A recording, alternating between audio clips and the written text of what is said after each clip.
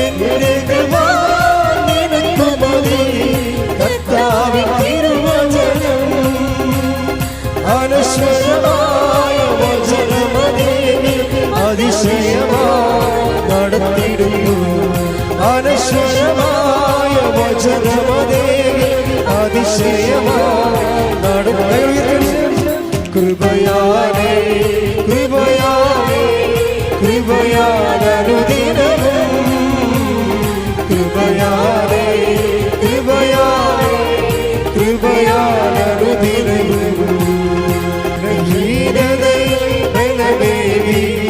ബലവായോ നടത്തിടുന്നു. ബലവായോ നടത്തിടുന്നു. കൃപയാലേ കൃപയാലേ കൃപയാലനുദിനവും കൃപയാലേ കൃപയാലേ കൃപയാലനുദിനവും. സ്തുതിക്കട്ടെ. ബലവായോ നടത്തിടുന്നു. ബലവായോ നടത്തിടുന്നു.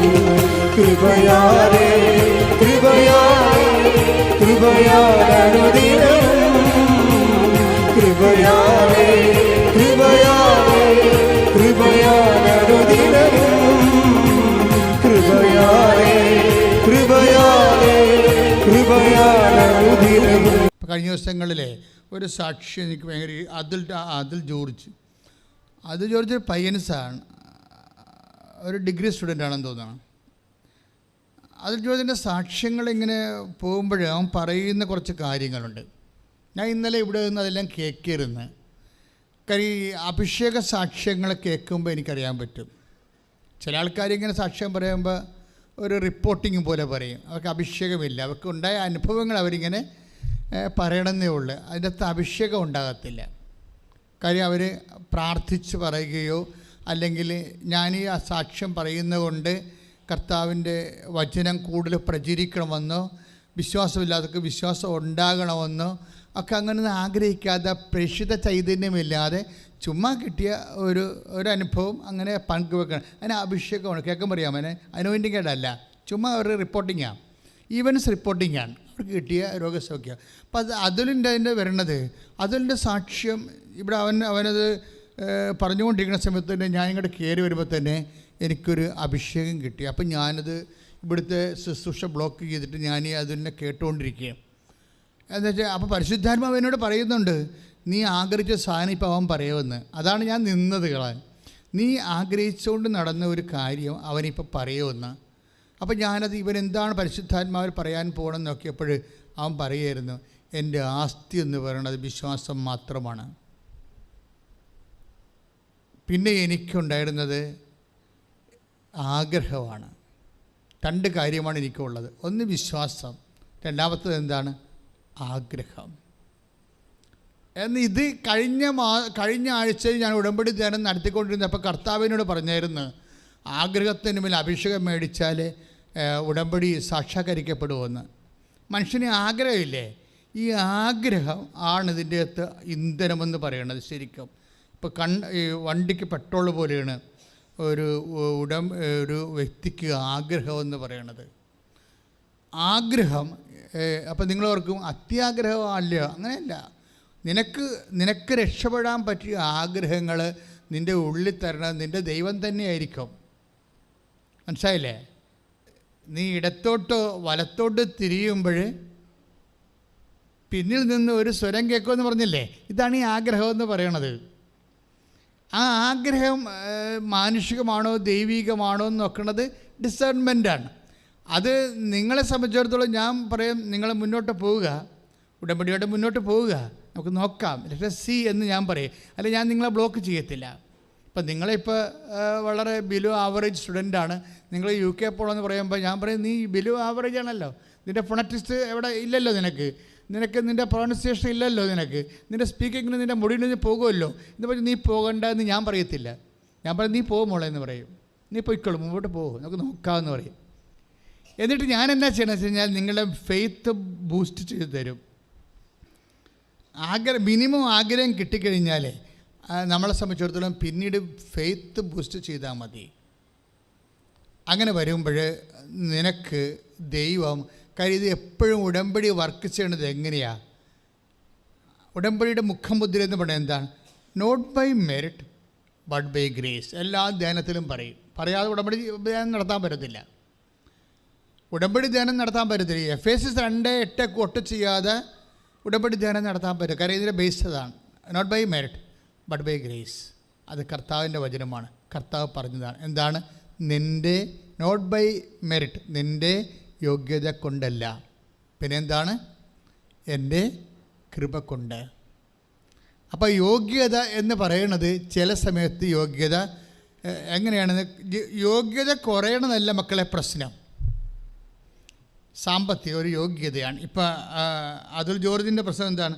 അവന് UK പോകണം, ഉപരിപഠനം നടത്തണം. പക്ഷെ അവൻ്റെ പ്രോബ്ലംസ് അവൻ്റെ അയോഗ്യത എന്തൊക്കെയാണ്? ഒന്ന്, ആകപ്പാടെ ഉള്ളത് അവൻ്റെ ആസ്തി എന്താണ്? അവൻ്റെ ആസ്തി എന്ന് പറയുന്നത് ആഗ്രഹം മാത്രമാണ്. വെറും ആഗ്രഹം, അതായത് ഒന്നുമില്ല, മറ്റ് സാമ്പത്തിക സെറ്റപ്പ് ഒന്നുമില്ല, ആഗ്രഹം മാത്രമേ ഉള്ളൂ. UK പോയി ഉപരിപഠനം നടത്തണം, അതേ ആഗ്രഹമുള്ളൂ. പിന്നെ ഉള്ളതെന്ന് അതിനെന്താ ഉള്ളത്? അതിന് അടിസ്ഥാനം എന്താ? വിശ്വാസം. ദൈവം എന്നെ ഏറ്റെടുക്കും. അതെന്ത് ദൈവമാണ്? ആകാശവും ഭൂമിയും സൃഷ്ടിച്ച സമയത്തിൻ്റെ മേലും സ്ഥലത്തിൻ്റെ മേലും അധികാരിയായ ദൈവം. അതാ ഒന്ന് പറഞ്ഞ്, ആകാശവും ഭൂമിയും സൃഷ്ടിച്ച സമയത്തിന്റെ മേലും സ്ഥലത്തിന്റെ മേലും അധികാരിയായ ദൈവമാണ് എൻ്റെ അവകാശം. അപ്പോഴേ ഇതിലാണ് നമ്മൾ ആശ്രയം വെക്കുന്നത്. അപ്പോൾ അവനെ സംബന്ധിച്ചിടത്തോളം അവൻ എന്നാ ചെയ്യും? ആദ്യം എന്ത് ചെയ്യും? അവന് ആ വിശ്വാസമുണ്ട്, പിന്നെ എന്ത് ചെയ്യും? ആഗ്രഹമുണ്ട്. രണ്ട് കാര്യമാണ് അവൻ പറയുന്നുണ്ട്. എനിക്ക് രണ്ട് വിഷയമാണ് ഉള്ളത്. ഒന്ന് വിശ്വാസമുണ്ട് എനിക്ക്, പിന്നെ എന്താണ് എനിക്കുള്ളത്? ആഗ്രഹമുണ്ട്. അപ്പോൾ വിശ്വാസം ഉണ്ടെങ്കിൽ ആ വിശ്വാസം വർക്ക് ചെയ്യുമ്പോൾ ആണ് ഞങ്ങളെല്ലാവരും ഉടമ്പടി ചെയ്യുന്നത് വെച്ച് കഴിഞ്ഞാൽ നിങ്ങളുടെ വിശ്വാസത്തെ ബൂസ്റ്റ് ചെയ്യാൻ വേണ്ടി മറ്റ് നിങ്ങൾ അവലംബിച്ചിരിക്കുന്ന ആസ്പദങ്ങളെല്ലാം ടോർപ്പഡോ ചെയ്യും. അതല്ല ഞാനിപ്പോൾ ചെയ്തത്. ഇതൊരു ഓപ്പറേഷനാണ്. സുവിശേഷ പ്രഘോഷണം ഒരു ഓപ്പറേഷനാണ്. അതായത് നിങ്ങളുടെ ഉള്ള വിശ്വാസം കറക്റ്റ് ഷാർപ്പൺ ചെയ്യാൻ വേണ്ടി, ദൈവത്തിലേക്ക് മാത്രമാക്കാൻ വേണ്ടി നിങ്ങൾ ആശ്രയം വച്ചിരിക്കുന്ന എല്ലാ ആസ്പദങ്ങളെന്ന് പറയുന്നത് എന്താണ്? ആശ്രയം വച്ചിരിക്കുന്ന പണം, വീട്, ബന്ധങ്ങൾ, സ്വന്തങ്ങൾ, മെറിറ്റുകൾ, മാർക്ക്, നിങ്ങളുടെ കലിബർ, ഇങ്ങനെയുള്ള സാധനങ്ങളെല്ലാത്തിനും ടോർപ്പഡോ ചെയ്ത് കളയും. എന്താ കാര്യം? നിങ്ങളെ ഫുള്ളായിട്ട് ദൈവത്തിലേക്ക് പതുക്കെ മൂവ് ചെയ്ത്, ഇതൊരു ഓപ്പറേഷനാണ് ശരിക്കും. നിങ്ങൾ കുറേ ആൾക്കാരൊക്കെ ഇങ്ങനെ ദൈവത്തെക്കാൾ പ്രാധാന്യമായിട്ട് വേറെ നിങ്ങളുടെ മെറിറ്റിൽ ഇങ്ങനെ ഓവറായിട്ട് ഇങ്ങനെ over confidence upon the merit പലപ്പോഴും സ്ലോ ചെയ്യാനുള്ള സാധ്യതയുണ്ട്. Over confidence upon the merit എന്ന് പറയുന്നത് എന്താണ്? നിങ്ങളുടെ സ്ഥിര യോഗ്യത, ബുദ്ധി, ശക്തി, വിദ്യാഭ്യാസം, നിങ്ങളുടെ മാർക്ക്, റാങ്ക്, നിങ്ങളുടെ എക്സ്പീരിയൻസ്, ഇങ്ങനെയുള്ള സ്ഥിര യോഗ്യതകളില്ലേ? സ്ഥിര യോഗ്യതയിൽ അതാണ് മെറിറ്റെന്ന് ബൈബിൾ പറയണത്. ഈ മെറിറ്റിൽ റിലേ ചെയ്ത് കഴിഞ്ഞാൽ, റിലേ ചെയ്യാൻ പാടില്ലെന്നല്ല, റിലേ ചെയ്യാം. പക്ഷെ അങ്ങനെ വരുമ്പോൾ ഒരു പ്രശ്നം വരാൻ പോണത്, മെറിറ്റ് നിങ്ങളെപ്പോലുള്ള ഒത്തിരി പേർക്ക് ഉണ്ടാവുമല്ലോ, നിങ്ങൾക്ക് മാത്രമല്ലല്ലോ. മനസ്സിലായില്ലേ? 80 സീറ്റ് ഉണ്ടെങ്കിൽ 800 പേര് മെറിറ്റുണ്ട്. പിന്നെ നിങ്ങൾക്ക് എന്താ പ്രസക്തി? 80 സീറ്റേ ഉള്ളൂ, അതിന് 800 പേരുടെ മെറിറ്റുള്ള 800 പേരുണ്ട്. പിന്നെ നിങ്ങളെ തന്നെ സെലക്ട് ചെയ്യണമെന്ന് എന്താ നിർബന്ധം? ഒരു നിർബന്ധമില്ല. അവിടെ വെച്ച് നിങ്ങളുടെ മെറിറ്റ് പൊളിയും. അതുകൊണ്ട് ആവശ്യമില്ല over confidence upon the merit ഉടമ്പടിയിൽ നമ്മളെ ട്രിം ചെയ്ത് കളയേണ്ടതാണ്. അത് എന്നിട്ട് നിങ്ങൾ മുട്ടി നിൽക്കണം. കർത്താവേ, എൻ്റെ കോൺഫിഡൻസ് നിന്നിലാണ്.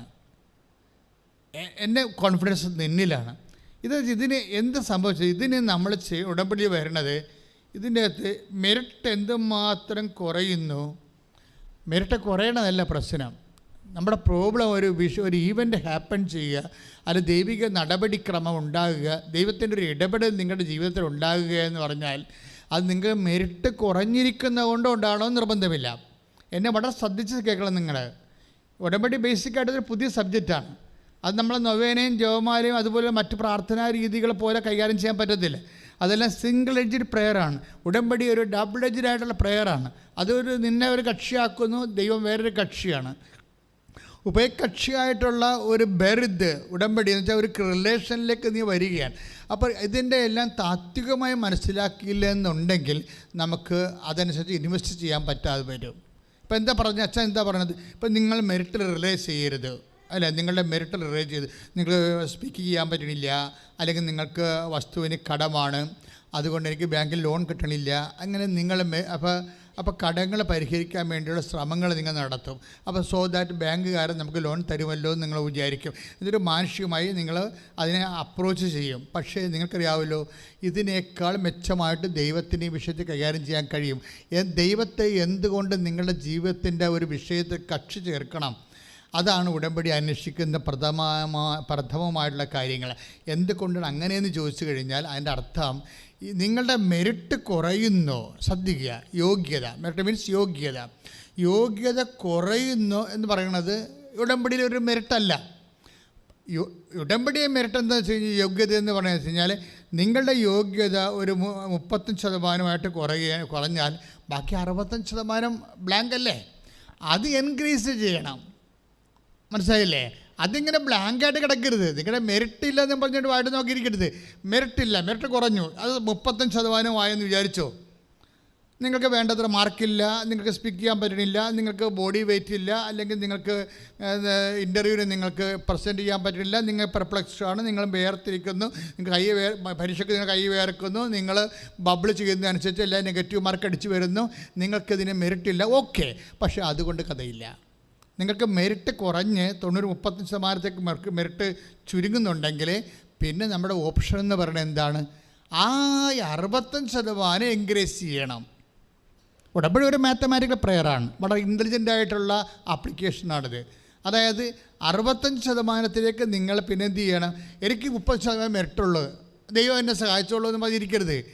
ഈ മെറിറ്റ് 35% ഉള്ളൂ എങ്കിൽ ബാക്കി 65% ബ്ലാങ്ക് അല്ലേ. ഈ ബ്ലാങ്കിലേക്ക് നിങ്ങൾ വരപ്രസാദം നടക്കണം. മനസ്സിലായില്ലേ? അത് എൻകറേജ് ചെയ്യണം. കാര്യം ബൈബിൾ എപ്പോഴും നിൽക്കുന്ന നമ്മുടെ ശക്തിയും കൃപയും ഏതാണ്ട് ഒരേ ലെവലിലാണ്. അതായത് ശക്തിയിൽ നിന്നാണ് കൃപ വരുന്നത്, കൃപയിൽ നിന്നാണ് ശക്തി വരുന്നത്, കൃപയും ശക്തിയും ഒന്നാണോ, ഇങ്ങനെയൊക്കെ ചോദിച്ചാൽ ഇനിയും പഠിക്കേണ്ട ഒരു വിഷയമാണ്. പക്ഷെ ഒരു കാര്യം സത്യമാണ്, കൃപ പറയുന്നിടത്ത് വെച്ച് ദൈവവചനം ശക്തിയെക്കുറിച്ച് സംസാരിക്കും. മനസ്സിലായില്ലേ? കൃപയെക്കുറിച്ച് പറയുന്നിടത്ത് വെച്ച് ദൈവം ശക്തിയെക്കുറിച്ച് സംസാരിക്കും. ശക്തി എന്ന് പറയുന്ന കാര്യം വെച്ച് കഴിഞ്ഞാൽ, ഇപ്പോൾ ഉദാഹരണത്തിന് 2 കൊറിന്തോസ് വായിച്ചോളൂ 12:9. സ്തുതിക്കട്ടെ ഹല്ലേലൂയ യേശുവേ ഹല്ലേലൂയ. 2 കൊറിന്തോസ് 12:9 വായിച്ചോളൂ. എന്നാൽ അവിടുന്ന് എന്നോട് അരുളി ചെയ്തു. ഏറ്റു പറഞ്ഞേ, എന്നാൽ അവിടുന്ന് എന്നോട് അരുളി ചെയ്തു, നിനക്ക് എൻ്റെ കൃപ മതി. എന്തെന്നാൽ ബലഹീനതയിലാണ് എൻ്റെ ശക്തി പൂർണ്ണമായി പ്രകടമാകുന്നത്. ഈ വാക്ക് ഒന്നിനു പറഞ്ഞ്, എന്തെന്നാൽ ബലഹീനതയിലാണ് എൻ്റെ ശക്തി പൂർണ്ണമായി പ്രകടമാകുന്നത്. ശക്തി പ്രകടമാകണത് എന്നല്ല പറയണത്. എന്താണ് ശക്തി? അതിൻ്റെ ഫുൾ സ്വിങ്ങിൽ പൂർണ്ണ തോതിൽ പ്രവർത്തിക്കണത് എവിടെ വെച്ചാണ്? ബലഹീനതയിലാണ്. ബലഹീനത എന്ന് പറയുമ്പോൾ ഉടമ്പടി ഭാഷയിൽ എന്താണ്? മെറിറ്റ്ലെസ്സാണ്, യോഗ്യത കുറഞ്ഞിരിക്കുകയാണ് അല്ലേ? അപ്പോഴേ എന്തെന്നാൽ ബലഹീനതയിലാണ് എൻ്റെ ശക്തി പൂർണ്ണമായ പ്രകടമാകണമെന്ന് പറയുമ്പോൾ മെറിറ്റ് കുറയുമ്പോഴാണ് അതനുസരിച്ചുണ്ട് not by merit but by grace എന്ന് പറയുന്നത്. അത് രണ്ടും ഒന്നാണ്. എഫെസ്യസ് 2:8, 2 കൊരിന്ത്യൻസ് 12:9 സെയിമാണ്. One and same, cut and paste ചെയ്യേണ്ട വചനങ്ങളാണ്. എന്താ കാരണം വെച്ച് കഴിഞ്ഞാൽ മെറിറ്റിന് അവിടെ എഫേസ്യൻസിൽ പറഞ്ഞത് എന്താണ്? മെറിറ്റ് കുറവാണ് എന്ന് പറയുന്നതിന് പകരം ഇപ്പോൾ മെറിറ്റ് എഫെസ്യൻസിൽ 2:8 മെറിറ്റിനെ കുറിച്ച് പറയുമ്പോൾ ഇനി മെറിറ്റ് കുറവാണ് എന്ന് പറയുന്നതിന് പകരം കൊറിന്ത്യൻസ് എന്താ പറയണത്? ബലഹീനതയിലാണ് എന്ന് പറയും. അവിടെ മെറിറ്റ് ഇല്ല എന്നർത്ഥം അല്ലേ? അപ്പോൾ എന്നിട്ട് എന്ത് ചെയ്യും? ബലഹീനതയിൽ എന്താ സംഭവിക്കാൻ സാധ്യതയുള്ളത്? ബലഹീനതയിൽ സംഭവിക്കാൻ സാധ്യതയുള്ളത് എന്താണ്? ബലഹീനതയിലാണ്, ഒന്ന് പറഞ്ഞേ, ബലഹീനതയിലാണ് ദൈവത്തിന്റെ ശക്തി. അത് ദൈവത്തിന്റെ ശക്തി പൂർണ്ണമായി പ്രവർത്തിക്കുന്നത്. അപ്പോഴേ നമ്മൾ അതുകൊണ്ട് പൗലോസ് അപ്പോസ്തലൻ പറയും, when I am weak then I am strong. In case നിങ്ങൾക്ക് മെറിറ്റ് കുറയുന്നു അല്ലേ, മെറിറ്റ് യോഗ്യത കുറയുന്നു, അപ്പോൾ നിങ്ങൾ എന്താ ചെയ്യേണ്ടത്? യോഗ്യത കുറഞ്ഞാൽ എന്താ ചെയ്യേണ്ടത്? നിങ്ങളതിന് കോമ്പൻസേറ്റ് ചെയ്തുകൊണ്ട് നിങ്ങൾ ഗ്രേസ് കൂട്ടിയെടുക്കണം. മനസ്സിലായോ? ഇത് മനസ്സിലാക്കേണ്ട ഒരു കാര്യമാണ്. വെച്ചാൽ ഏതെങ്കിലും വിഷയത്തിൽ ഇപ്പോൾ അതുലിൽ ജോർജിൻ്റെ സാക്ഷ്യങ്ങളിൽ വരണത് എന്താണെന്നറിയാവോ? ഇവൻ ഓൺലൈൻ ഉടമ്പടി എടുക്കും. ഓൺലൈൻ ഉടമ്പടിയുടെ സാക്ഷ്യങ്ങളാണ് ഈ ദിവസങ്ങളിലൊക്കെ വന്നിട്ട്. ഓൺലൈൻ എടുക്കുന്ന ഉടമ്പടിയിലെല്ലാം അമ്മ അറ്റൻഡ് ചെയ്യുന്നുണ്ട്. അതുകൊണ്ടാണല്ലോ അവർ വന്ന് ഉടമ്പടി എടുക്കണം. പിന്നീട് തീർത്ഥാടന ഉടമ്പടി എടുക്കണം. നമുക്ക് 2 ഉടമ്പടിയാണ് ഉള്ളത്. ഒന്ന് ഓൺലൈൻ ഉടമ്പടി, നിങ്ങൾ ഏത് അന്റാർട്ടിക്കയിലായിരുന്നാലും എടുക്കാൻ പറ്റുന്ന ഓൺലൈൻ ഉടമ്പടി, അമ്മയുടെ സന്നിധിയിലേക്ക് വന്നെടുക്കുന്നതാണ് തീർത്ഥാടന ഉടമ്പടി. അപ്പോൾ അതിനാദ്യം എടുത്ത ഓൺലൈൻ ഉടമ്പടിയാണ്. ഓൺലൈൻ ഉടമ്പടി എടുത്തു കഴിഞ്ഞപ്പോൾ തന്നെ ഇവന് ഓഫർ ലെറ്റർ വന്നു, കണ്ടീഷണൽ ഓഫർ ലെറ്റർ വന്നു. അത് ഞാൻ ഞെട്ടിച്ചു പോയി. പക്ഷേ പിന്നെന്താ പ്രോബ്ലം? അടുത്ത പ്രോബ്ലം എന്താണ്? അടുത്ത പ്രോബ്ലം കണ്ടീഷണൽ ഓഫർ ലെറ്റർ വന്നെങ്കിലും യൂണിവേഴ്സിറ്റിയിൽ ഒരു 60 ലക്ഷം രൂപ അടക്കണം. അതാണ് കണ്ടീഷണൽ ഓഫർ ലെറ്റർ എന്ന് പറയണത്. യൂണിവേഴ്സിറ്റി കൊണ്ട് 60 ലക്ഷം രൂപ അടക്കണം. 60 ലക്ഷം രൂപ അടക്കാനില്ല. അപ്പോൾ എന്ത് ചെയ്യും? അപ്പോൾ അവിടെ മെറിറ്റ് ഇല്ല. അവിടെ അതാണ് നമ്മൾ ഉടമ്പടി ഭാഷ പറഞ്ഞാൽ യോഗ്യതയില്ല. അതുകൊണ്ട് ഉടനെ ഇവൻ ബാങ്കിൽ പോകും. 2-3 ബാങ്കിൽ ചെന്നപ്പോൾ ബാങ്കുകാരൻ പറയണത് ഇവന് സിവിൽ പോയിൻറ്റ്സ് ഇല്ലെന്നാണ്. അതാണ് ഈ മെറിറ്റ് ഇല്ലെന്ന് എൻ്റെ അർത്ഥം. ഉടമ്പടി ഭാഷയിൽ പറഞ്ഞാൽ മെറിറ്റ് ഇല്ല. സിവിൽ പോയിൻറ്റ്സ് എന്ന് പറഞ്ഞാൽ എന്താ? നമ്മൾ നേരത്തെ ബാങ്കിൽ നിന്നൊക്കെ ലോൺ എടുത്തിട്ടുണ്ടെങ്കിൽ നമുക്ക് പോയിൻറ്റുകൾ കുറവായിരിക്കും. ഇപ്പോൾ ഒരാളിന് 100 പോയിൻ്റ് കിട്ടിയാൽ മാത്രമേ, ഇപ്പോൾ എല്ലാം പോയിൻ്റാണല്ലോ, അത് കമ്പ്യൂട്ടറാണ് നിശ്ചയിക്കുന്നത്. നമ്മളുടെ എല്ലാ സാധനവും അപ്ഡേറ്റ് ചെയ്ത് കാണുമല്ലോ. അപ്പോൾ അതുകൊണ്ട് നമ്മുടെ ആപ്ലിക്കേഷൻ വെക്കുമ്പോൾ നമ്മുടെ പേരടിച്ചിടുമ്പോൾ തന്നെ, ആധാർ കാർഡിലൊക്കെ പേരടിച്ചിടുമ്പോൾ തന്നെ പോയിൻറ്റ്സ് പറയും കമ്പ്യൂട്ടർ. അതുകൊണ്ട് നമ്മുടെ കാര്യത്തിൽ തീരുമാനമാകും. പണ്ടൊക്കെ ആ ബാങ്കിൽ നിന്ന് കടമെടുത്താൽ ഈ ബാങ്കിൽ നിന്ന് അറിഞ്ഞില്ല എന്നുണ്ടെങ്കിൽ ഈ ബാങ്കിൽ നമുക്ക് ലോൺ എടുക്കുമായിരുന്നു. ഇപ്പോൾ ബാങ്കുകാരെല്ലാം കൂടി നെറ്റ്വർക്കിൽ സേവ് ആക്കി വെച്ച് കാരണം ഒരു പണിയും നടക്കത്തില്ല. ഏതെങ്കിലും നരകത്തിൽ പോലെ ബാങ്കിൽ നിന്ന് ലോൺ എടുത്താലും ശരി, നിങ്ങൾ വരുമ്പോൾ പിടുത്തം വീഴും. അപ്പോൾ പോയിൻ്റ് കുറവായത് കാരണം ഇവൻ എന്ത് ചെയ്യും? അപ്പോൾ അവന് മെറിറ്റില്ലല്ലോ, സിവിൽ പോയിൻ്റ് കിട്ടണില്ല, 60 ലക്ഷം രൂപ വേണ്ടേ. അപ്പോൾ പോയിൻ്റ് കുറവായതുമ്പോൾ സ്വാഭാവികമായിട്ട് ഇതിനാണ് അച്ഛൻ മെറിറ്റെന്ന് പറയണത്. മെറിറ്റ് തീർന്നു. മെറിറ്റ് തീർന്നാൽ പിന്നെ എന്നാ വർക്ക് ചെയ്യാൻ സാധ്യതയുള്ളത്? ഗ്രേസാണ്. യോഗ്യത പോയാൽ പിന്നെ എന്താ വർക്ക് ചെയ്യണത്? കൃപയാണ്. ഇതാണ് എഫെസ്യസ് 2:8 ഫോർമുല. അതായത് not by merit but by grace. നിൻ്റെ യോഗ്യത കൊണ്ടല്ല, ദൈവത്തിൻ്റെ കൃപ കൊണ്ട്. അതുകൊണ്ട് അതിൽ എന്താ ചെയ്തിരിക്കണമെന്ന് വെച്ച് കഴിഞ്ഞാൽ, ഇപ്പോൾ സിവിൽ പോയിൻറ്റ്സ് ഇല്ലല്ലോ, അപ്പോൾ മെറിറ്റ് ഇല്ലല്ലോ. അവൻ പിന്നെ എന്ത് ചെയ്യും? അവൻ്റെ ഓൺലൈൻ ഉടമ്പടി അവൻ കൺവേർട്ട് ചെയ്യും. എന്ത് ചെയ്യും?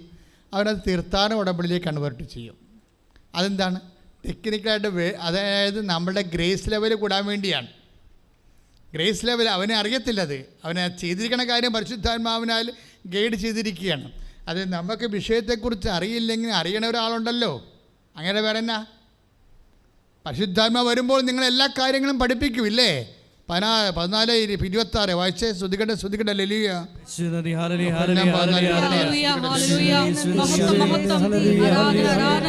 യോഹന്നാൻ 14:26.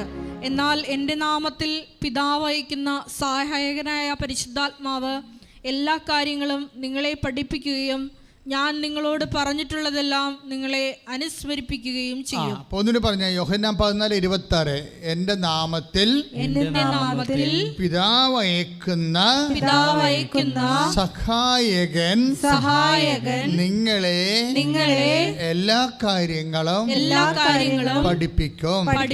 ഞാൻ പഠിപ്പിച്ചിട്ടുള്ളതെല്ലാം നിങ്ങളെ അനുസ്മരിപ്പിക്കും. അപ്പോൾ ഇതൊരു വിഷയമാണ്. ഇപ്പം ചില കാര്യത്തെക്കുറിച്ച് നമുക്കൊരു ഐഡിയ ഇല്ല.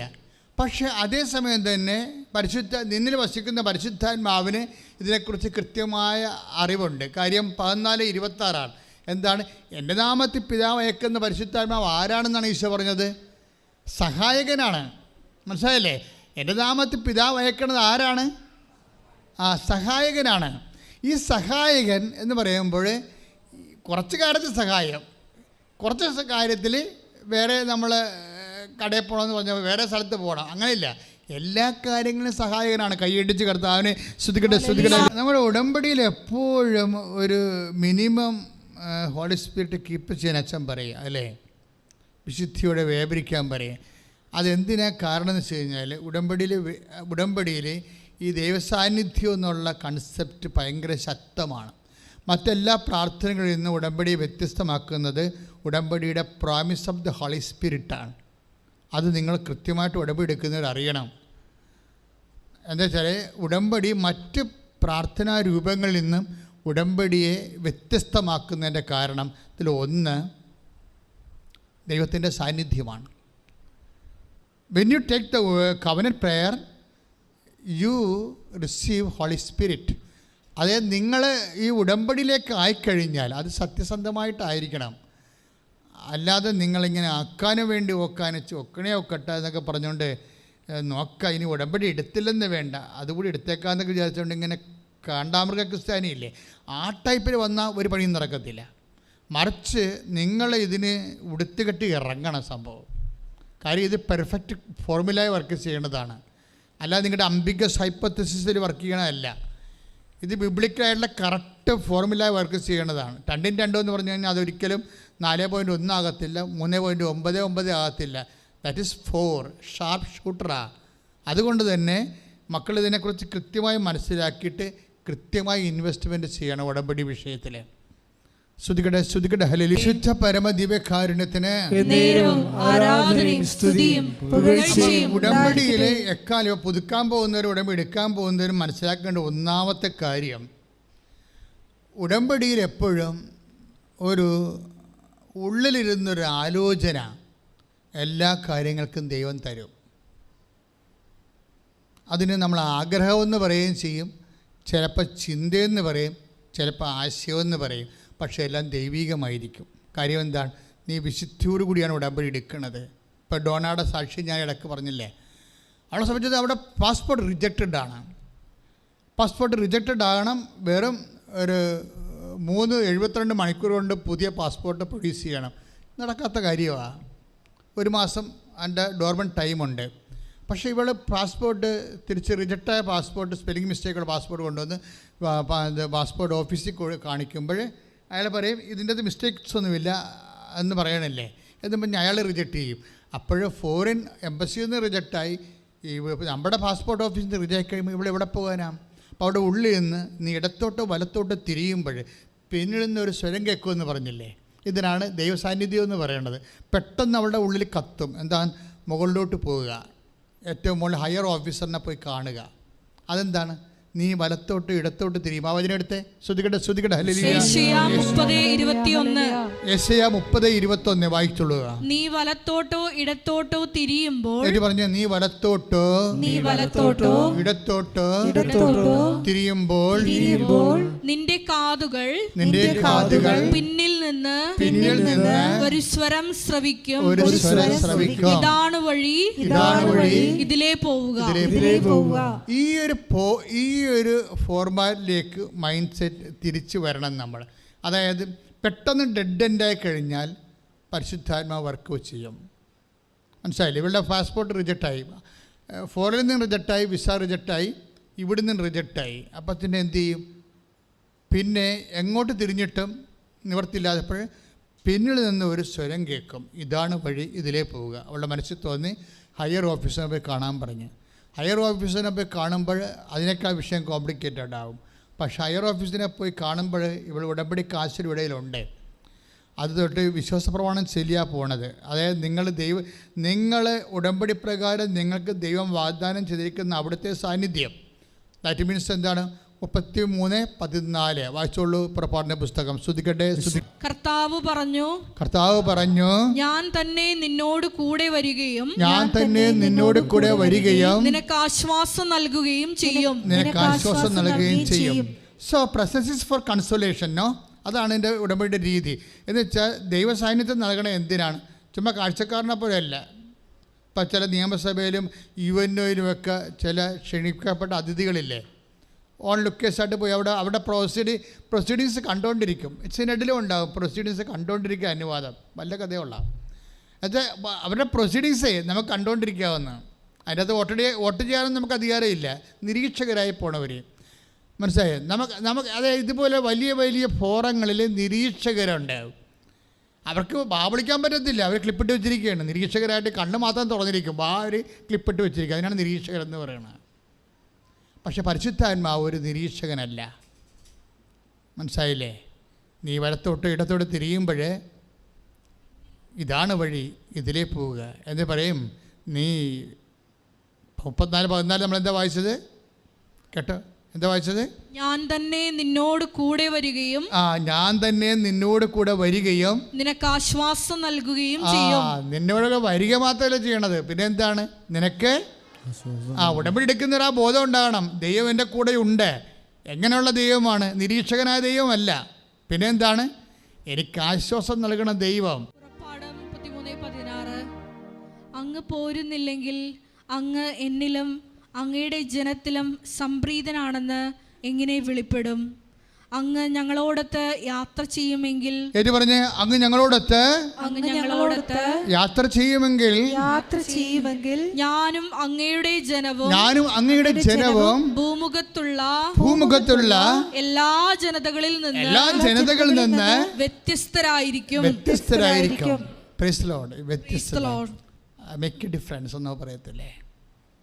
അതായത് മറ്റ് വ്യക്തികളിൽ നിന്ന് നമ്മൾ വ്യത്യസ്തരായിരിക്കും. അനിൽ ജോർജിൻ്റെ സാക്ഷ്യം എന്ന് പറയുന്നത് അവിടെയാണ് വ്യത്യസ്തമായിരിക്കുന്നത്. അതായത് ഇവൻ ഒരു പയ്യൻസാണ്. ശരിക്കും ഇവന് ആകപ്പാടെയുള്ള ആസ്തി എന്താണ്? വിശ്വാസം. പിന്നെ ഉള്ളത് എന്താണ്? ആഗ്രഹം. ഇത്രയേ ഉള്ളൂ. ഈ രണ്ടു കൊണ്ടാണ് ഇവിടെ മൂലധനം ഇതാണ്, ക്യാപിറ്റലാണ്. ഒരു വിശ്വാസിയുടെ ക്യാപിറ്റൽ എന്താണ്? പൈതൃക സ്വത്താണോ? കാലാകാലങ്ങളായിട്ട് അപ്പന്മാരിൽ നിന്ന് പകർന്ന് കിട്ടിയ 100 കണക്കിന് ഏക്കർ ഭൂമിയാണോ? എന്താണ്? നമുക്കുള്ള വിദ്യാഭ്യാസമാണോ? നമുക്കുള്ള കെട്ടുപാടുകളാണോ? നമുക്ക് ശുപാർശ ചെയ്യാനും നമ്മളെ സപ്പോർട്ട് ചെയ്യാനും പിന്തുണക്കാനുമുള്ള സംവിധാനങ്ങളാണോ? What is the capital of a faithful? ഒരു വ്യക്തിയുടെ മൂലധനം എന്താണ്? You must know by no means. നീ അത് മനസ്സിലാക്കാതെ നിനക്ക് മുന്നോട്ട് പോകാൻ പറ്റത്തില്ല. ഉടമ്പടി എടുത്ത നീ വ്യക്തിയാണ് നീയെങ്കിൽ ദൈവത്തിൻ്റെ മുമ്പിൽ ഒരു കക്ഷിയായി, നീ മറുകക്ഷിയായി കർത്താവിനോട് നീ ഉടമ്പടി ചെയ്തിട്ടുണ്ടെങ്കിൽ ദൈവം ഇതിൽ നിൻ്റെ മൂലധനമെന്ന് പറയുന്നത് നിൻ്റെ കർത്താവ് തന്നെയാണ്. കൈയിട്ടിച്ച് കർത്താവ് ഇങ്ങനെ വല്ലാണ്ട് പറയുന്ന ഒരു സംഭവമാണ്. എന്താണ്? The Lord God is my portion and cup. എൻ്റെ കർത്താവാണ് എൻ്റെ അവകാശം, കർത്താവാണ് എൻ്റെ ഓഹരി എന്ന്. ശ്രദ്ധിക്കട്ടെ. ഹല്ലേലൂയ. കർത്താവാണ് എൻ്റെ ഓഹരിയും പാനപാത്രവും. ഓ ദാറ്റ്സ് ഓക്കേ. അതായത് ഒന്ന് പറഞ്ഞേ, കർത്താവാണ് എൻ്റെ ഓഹരിയും പാനപാത്രവും. The Lord God is my portion and cup. എന്നുവെച്ചാൽ കർത്താവാണ് എൻ്റെ അവകാശം, എൻ്റെ അപ്പം തന്ന സ്വത്തല്ല. നിങ്ങൾ എവിടെ ആശ്രയിക്കണമെന്ന് പറയുകയാണ്. You must rely upon your Lord, your God, who is crucified and risen. നിന്റെ മേൽ നിനക്ക് വേണ്ടി പരിഹാരം ചെയ്ത് ഉയർത്തെഴുന്നേറ്റ് നിനക്ക് വേണ്ടി പകരമായവനെയാണ് നമ്മൾ ആശ്രയിക്കേണ്ടത്. കൈയടിച്ച് കർത്താവിനെ. ഇത്തരം കാര്യങ്ങളാണ് അതിൽ ജോർജ് പറയണത്. എന്താണ്? എൻ്റെ ആസ്തി, എൻ്റെ മൂലധനം എന്ന് പറയുന്നത് എന്താണ്? എൻ്റെ വിശ്വാസമാണെന്ന്. എൻ്റെ വിശ്വാസം എന്ന് പറയുന്നത് എൻ്റെ അവകാശവും എൻ്റെ ഓഹരിയുമായ എൻ്റെ കർത്താവിൽ. ഒന്ന് പറഞ്ഞേ, എൻ്റെ ആസ്തിയും എൻ്റെ ആസ്തിയും എൻ്റെ അവകാശവും എൻ്റെ അവകാശവും എൻ്റെ ഓഹരിയുമായ എൻ്റെ ഓഹരിയുമായ കർത്താവാണ് എൻ്റെ മൂലധനം. എൻ്റെ മൂലധനം എൻ്റെ ആസ്തിയും എൻ്റെ ആസ്തിയും എൻ്റെ അവകാശവുമായ കർത്താവാണ് എൻ്റെ മൂലധനം. എൻ്റെ മൂലധനം. അതുകൊണ്ട് അവൻ പറയുന്നൊരു കാര്യമുണ്ട്, എനിക്ക് സിവിൽ പോയിന്റ്സ് ഇല്ല, അതുകൊണ്ട് ബാങ്കുകാർ എന്നെ റിജക്റ്റ് ചെയ്തു. That means I lost my merit, അല്ലേ? ഉടമ്പടി ഭാഷയെ പറഞ്ഞാൽ എൻ്റെ മെറിറ്റ് പോയി. അപ്പോൾ ഞാൻ എന്ത് ചെയ്തു? ഞാൻ ഉടമ്പടിയെ റിലൈസ് ചെയ്തു. നിങ്ങൾ ഓർക്കണം, ഹീസ് എ സ്റ്റുഡൻറ്റ്, ഒത്തിരിയേറെ വർഷങ്ങൾ കർത്താവുമായിട്ട് ബന്ധമുള്ള ആളല്ല, ഒരു പുതുക്കക്കാരനാണ്. എന്നാലും ചെയ്യണ കാര്യങ്ങൾ വൃത്തിയും മെനയോടാകണ്ട് ചെയ്തിരിക്കുകയാണ്, വെടിപ്പായിട്ടാകണ്ട് ചെയ്തിരിക്കുകയാണ്. എന്നിട്ട് ഉടമ്പടിയെ അത് റൈറ്റ് ഫോളോ ചെയ്യുകയാണ് കൃത്യമായിട്ട്. എന്താണ്? എൻ്റെ കർത്താവാണ് എൻ്റെ ഓഹരി, എൻ്റെ അവകാശമെന്ന് പറയുന്ന സങ്കീർത്തനം 16:5 നിലപാടാണ്. എന്താണ്? എൻ്റെ ആസ്തി എൻ്റെ വിശ്വാസമാണെന്ന് പറയണത്. എൻ്റെ ആസ്തി എൻ്റെ വിശ്വാസമാണ്. എന്തുള്ള വിശ്വാസമാണ്? കഴിഞ്ഞ ദിവസങ്ങളിൽ എബി എന്നും പറഞ്ഞൊരു സഹോദരൻ സാക്ഷ്യം പറഞ്ഞു. എബിയുടെ സാക്ഷ്യം എന്ന് പറയുന്നത്, എബി മാളയിലുള്ള ആളാണ്. നിങ്ങളത് യൂട്യൂബിലുണ്ട്, നല്ല സാക്ഷ്യമാണ്. എബിയുടെ പ്രശ്നം, എബി ഒക്ടോബർ 2021 അയാളെ ഖത്തറിൽ വർക്ക് ചെയ്യുന്ന ഒരു ഓഫീസറാണ്. പെട്ടെന്ന് ആളെ കൊളാപ്സായിപ്പോയി. കോവിഡ് പിടിച്ചാണെന്ന് തോന്നുന്നത്. കോവിഡിൻ്റെ മൂർധന്യ സമയത്താണ് എബി കൊളാപ്സായിപ്പോവും. പുള്ളിക്ക് ഇങ്ങനെ ഇതിൻ്റെ ഈ റെസ്പിറേറ്ററി പ്രോബ്ലംസ് ഉണ്ടാകുന്നത് പുള്ളിക്ക് ഫീൽ ചെയ്യുന്നുണ്ട്. പക്ഷേ പുള്ളിയുടെ ഡ്യൂട്ടി കുറച്ച് കടുത്ത ഡ്യൂട്ടി ആയത് കാരണം അങ്ങനെ പെട്ടെന്ന് ഹോസ്പിറ്റലിലേക്ക് അഡ്മിറ്റ് ചെയ്യാൻ പറ്റുന്ന സാഹചര്യമല്ല. അതുകൊണ്ട് പുള്ളി അതും കൊണ്ട് നടന്ന് പെട്ടെന്ന് പുള്ളി ഫെയ്ഡായിപ്പോയി, വീണുപോയി. പിന്നെ ഇയാൾ ആംബുലൻസിലാണ് കൊണ്ടുപോകണത്. ഖത്തർ ഹോസ്പിറ്റലിലേക്ക് കൊണ്ടുപോയി കഴിയുമ്പോൾ അവിടെ പുള്ളി ഉടനെ കോമയിലായിപ്പോവും. അതായത് പൾസ് ഡൗൺ ആകും, പ്രഷർ ഡൗൺ ആകും, പിന്നെ ഈ ഓക്സിജൻ കിട്ടണില്ല. പക്ഷേ എന്നിട്ട് ഇയാളെ കൊണ്ടുപോയി ഒരു ടെൻറ്റിലാണ് ഇടണത് പുറത്ത്. കോവിഡ് കാലത്തിൻ്റെ അവസ്ഥ അറിയാമല്ലോ, ഹോസ്പിറ്റലിലെ ബെഡെല്ലാം തീരും. പിന്നെ അവിടേക്കാണ് സ്വദേശി വിദേശി പ്രശ്നം വരണത്. അപ്പോൾ അവിടെ കാലങ്ങളിലെല്ലാം ഈ വിദേശ രാജ്യങ്ങളിലെല്ലാം സ്വദേശികളെ എടുത്ത് കട്ടിലേക്ക് കിടത്തിയിട്ട് വിദേശികളെ കൊണ്ടുവന്ന് കൂടാരത്തിലിടും. ചത്തെങ്കിൽ ചത്ത്, ഉണ്ടെങ്കിൽ ഉണ്ട്. ട്രീറ്റ്മെൻറ്റ് നമ്മൾ കടന്നു പോകുന്നൊരു കാലമാണ് കോവിഡ് കാലം. നമ്മൾ ആരുമൊക്കെ ആണെന്നും പറഞ്ഞ് നടന്നൊരു കാലമുണ്ട്. പക്ഷെ നമ്മൾ അന്യനാട്ടിൽ ചെന്ന് കഴിയുമ്പോൾ എന്തെങ്കിലും സംഭവിക്കുമ്പോൾ നമ്മളവർക്കും PR കിട്ടിയിട്ടുണ്ട്, നമ്മൾ അവിടുത്തെ പൗരനാണ്, ആന കൂനെന്നൊക്കെ പറഞ്ഞാലും എന്തെങ്കിലും സംഭവിച്ചു കഴിഞ്ഞാൽ നീ എത്രാമത്തെ പൗരനാണെന്ന് അവർ പറയും നിന്നോട്. അതാണ് വിഷയം. നീ എത്രാമത്തെ പൗരനാണെന്ന് പറയും. 1ാമത്തെ പൗരനാണോ, 2ാമത്തെ പൗരനാണോ, 3ാമത്തെ പൗരനാണോ? ദൈവ പൈതലേ, ബേസിക്കായിട്ട് ഓർക്കുക, നിൻ്റെ കയ്യിരിക്കുന്ന കാർഡല്ല നിനക്ക് തന്നിരിക്കുന്ന വേറൊരു കാർഡുണ്ട്. ഇത് നീ ആരാണെന്ന് പറഞ്ഞിട്ടുണ്ട്. നീ എനിക്ക് ബഹുമാന്യനാണ്, നീ എനിക്ക് പ്രിയങ്കരനാണ്, ഏത് കോവിഡ് വന്നാലും. റോമ 8:32 നമുക്ക് യേശുക്രിസ്തുവിന് നൽകിയവൻ അവനോടുകൂടെ സമസ്തവും നമുക്ക് നൽകുകയില്ലേ. ശ്രുതികട്ടെ. റോമ 8:32 സ്വപുത്രനെ പോലും ഒഴിവാക്കാതെ എന്ന് പറഞ്ഞ സ്വപുത്രനെ പോലും ഒഴിവാക്കാതെ നമുക്കെല്ലാവർക്കും വേണ്ടി അവനെ ഏൽപ്പിച്ചു തന്നവൻ അവനോട് കൂടെ സമസ്തവും നമുക്ക് ദാനമായി നൽകാതിരിക്കുമോ? കൈയടിച്ച് ശ്രദ്ധിക്കട്ടെ.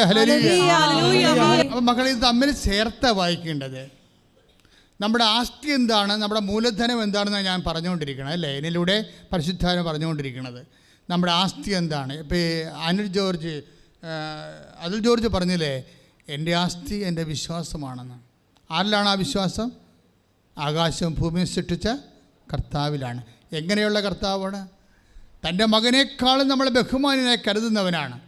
വായിച്ചല്ലേ, നീ എനിക്ക് ബഹുമാന്യനാണ്, എനിക്ക് പ്രിയങ്കരനാണ്. അതൊക്കെ നമുക്കുള്ള സെൽഫ് എസ്റ്റീം വർദ്ധിപ്പിക്കണം. മനസ്സിലായില്ലേ? മറ്റു മനുഷ്യർ നമ്മളെ തള്ളിക്കളഞ്ഞു, ബാങ്കിൽ നമ്മളെ പറഞ്ഞു വിട്ടു, കോളേജിൽ നമ്മളെ പറഞ്ഞു വിട്ടു, വിസ എൻട്രി നമ്മൾ പരാജയപ്പെട്ടു, നമ്മളെ പറഞ്ഞു വിട്ടു. ഇങ്ങനെ ഓരോരോ സംവിധാനങ്ങൾ നിന്നെ കൈവിടുമ്പോഴേ നിനക്ക് വേണ്ടി പറയുന്നവരാണ്, I will not disown you at any cost. ഞാൻ നിന്നെ ഒരു വിധത്തിലും അവഗണിക്കുകയോ ഏറ്റു പറഞ്ഞേ, ഞാൻ നിന്നെ ഒരു വിധത്തിലും അവഗണിക്കുകയോ ഉപേക്ഷിക്കുകയോ ഇല്ല എന്ന് അവിടുന്ന് പറഞ്ഞിട്ടുണ്ടല്ലോ. ഓ സോ മൈ ചൈൽഡ്, ഓ ദൈവപൈതലെ, നീ ശ്രദ്ധിക്കുക. നീ എവിടുന്നെങ്കിലും ഏതെങ്കിലും ഓഫീസിൽ നിന്നോ ഏതെങ്കിലും അധികാര സ്ഥാനത്ത് നിന്നോ നീ ഡിപ്രൈവ് ആയി കഴിഞ്ഞാൽ, നിന്നെ അവർ തള്ളിവിട്ടാൽ, നിനക്ക് മെറിറ്റില്ലെന്ന് പറഞ്ഞു വിട്ടാൽ, നീ പറയണം, എനിക്ക് വേണ്ടി വില ചെയ്തവൻ, രക്തം ചിന്തിയവൻ, എന്നെ വീണ്ടെടുത്തവൻ, തൻ്റെ ജീവനേക്കാൾ എന്നെ സ്നേഹിക്കുന്നവൻ, എല്ലാ ജനതകളെക്കാൾ പകരമായി തൻ്റെ ജീവനെ എന്നെ വീണ്ടെടുക്കാൻ വേണ്ടി നൽകിയവൻ, അവനോടുകൂടി എല്ലാം ചേർത്ത് നൽകുന്നവൻ എൻ്റെ കർത്താവ്, അവനാണ് എൻ്റെ അവകാശം, അവനാണ് എൻ്റെ ഓഹരി. ശ്രുതിക്കട്ടെ, ശ്രുതിക്കട്ടെ. അപ്പോൾ എബി എന്ന് പറയുന്ന സഹോദരൻ ഖത്തറിലെ ഓഫീസ് എന്ത് കോമയിലായിപ്പോയി, ഓർമ്മ പോയെന്ന 18 ദിവസം ഓർമ്മയില്ലാതെ കിടന്നു. മൂക്കിൽ കൂടി ശ്വസിക്കുന്നു, അവരിനെ ട്യൂബിലൂടെ ഭക്ഷണം കഴിക്കുന്നു, ശരീരം വെട്ടുതടി പോലെ ഇങ്ങനെ കിടക്കുകയാണ്. ഡോക്ടർമാർക്ക് ഒന്നും ചെയ്യാനേ പറ്റണില്ല. അപ്പോൾ ആസിഫ് ഡെഡ് എന്ന രീതിയിലാണ് അവർ ട്രീറ്റ് ചെയ്യണത്, ഡെഡ് ബോഡി ആണെന്ന രീതിയിലാണ് ട്രീറ്റ് ചെയ്യണത്. പിന്നീട് ഒരു ദിവസം ഇവർ ഓൺലൈൻ ഉടമ്പടി എടുക്കും. അവർക്കറിയത്തില്ല, കൃപാസനത്തെക്കുറിച്ച് അറിയത്തില്ല. ആരുമൊക്കെ പറഞ്ഞിട്ട് ആസ്ട്രേലിയയിൽ നിന്നൊരു ലിങ്ക് കൊടുത്ത് എന്നാൽ അവിടെ സാക്ഷ്യപ്പെടുത്തി. ആ ചേട്ടൻ തന്നെ വന്നിട്ടുണ്ടായിരുന്നു കഴിഞ്ഞ ദിവസം ഇവിടെ, തടിയനായ സുഖനായ ഒരു മനുഷ്യൻ.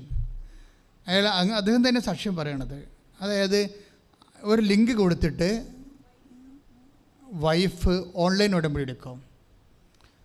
ഓൺലൈൻ ഉടമ്പടി എടുത്ത രാത്രി, ഡേറ്റ് ഉണ്ട്, അതിൻ്റെ ടൈമുണ്ട്. ആ ടൈമിൽ പെട്ടെന്നൊരു മിന്നൽ കയറിയിട്ട് ഈ മനുഷ്യന് ബോധം വെക്കും. അപ്പോൾ അത് ബോധം വെക്കണ മുമ്പ് അദ്ദേഹം പറയുന്ന കാര്യമുണ്ട്. അതായത് അദ്ദേഹം സാക്ഷ്യത്തിൽ പറഞ്ഞ വിഷയമുണ്ട്. അതായത് ഡോക്ടർ അവസാനം ഡെഡായെന്ന് വിചാരിച്ചുകൊണ്ട് ഇയാളുടെ ട്യൂബെല്ലാം ഊരി മാറ്റും. ട്യൂബെല്ലാം ഊരി മാറ്റിയിട്ട് അത് ആ ട്യൂബ് ഊരി മാറ്റണതിന് സെക്കൻഡുകൾക്ക് മുമ്പാണ് ഒരു ഓൺലൈൻ ഉടമ്പടി എടുക്കുന്നത് വൈഫ്. പക്ഷേ ഈ മനുഷ്യൻ്റെ മനസ്സിൽ ഉടനെ മാതാവിനെ ഈ മനുഷ്യൻ മനസ്സിൽ കാണും. കാര്യം ഓർമ്മയില്ല. എബി പറയണത് എൻ്റെ പേര് പോലും എനിക്ക് ഓർമ്മയില്ലെന്നാണ് പറയണത്. നീ ഒന്ന് ചിന്തിച്ച് ആ സിറ്റുവേഷൻ കണ്ട. നമ്മൾ പേര് വലിയ കാര്യമാണെന്നൊക്കെ പറഞ്ഞ് നടക്കില്ലേ.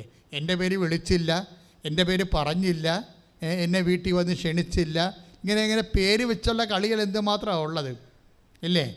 നമ്മുടെ പേര് നമുക്ക് എന്തോ ആനക്കാര്യമാണെന്ന് നമ്മൾ ധരിച്ചിട്ട് പേര് അവഗണിച്ചാൽ നമ്മൾ അവോയ്ഡ് ചെയ്തതിൻ്റെ പേര് നമ്മൾ ഫൈറ്റിനൊക്കെ ഇറങ്ങും. പേര് പ്രശ്നമാണ്. പക്ഷേ ഈ പേര് ഒരു കാലത്ത് നമ്മൾ മറന്നു പോകും. മറ്റുള്ളവർ മറക്കണതിൻ്റെ കാര്യമില്ലല്ലോ. മറ്റുള്ളവർ മറന്നു പോകുമെന്ന് പറഞ്ഞ് നമ്മൾ കേസ് കൊടുക്കാനോ പോകുകയോ അല്ലെങ്കിൽ നിങ്ങളുടെ ബന്ധുക്കളായിട്ട് വീട്ടിൽ പോകാതിരിക്കുകയോ അങ്ങനെ ചെയ്തിട്ടേ കാര്യമില്ല. മറ്റുള്ളവർ മറക്കണം പോട്ടെ, നിങ്ങൾ തന്നെ നിങ്ങളുടെ പേര് മറക്കുമെന്നാണ് പറയണത്. എബി പറഞ്ഞില്ലേ, 18 ദിവസമായിട്ട് എൻ്റെ പേര് തന്നെ ഞാൻ മറന്നുപോയി, വെറുതെ വെട്ടുതടി പോലെ കിടക്കുകയാണ്. ഓർക്കണം കേട്ടോ, പേര് വെച്ച് കളിക്കുന്നവരൊക്കെ ഓർത്തേക്കണം. വലിയ പേരും നിലയൊക്കെ ഉണ്ടായിരുന്ന ആളാണ്. പേരാണ് അവൻ ആദ്യം കളഞ്ഞത്. പ്രകൃത്യാ ദൈവമായിരിക്കവേ അവൻ ദൈവത്തോടുള്ള സമാനത മുറുകെ പിടിക്കേണ്ട കാര്യമായി പരിഗണിച്ചില്ല.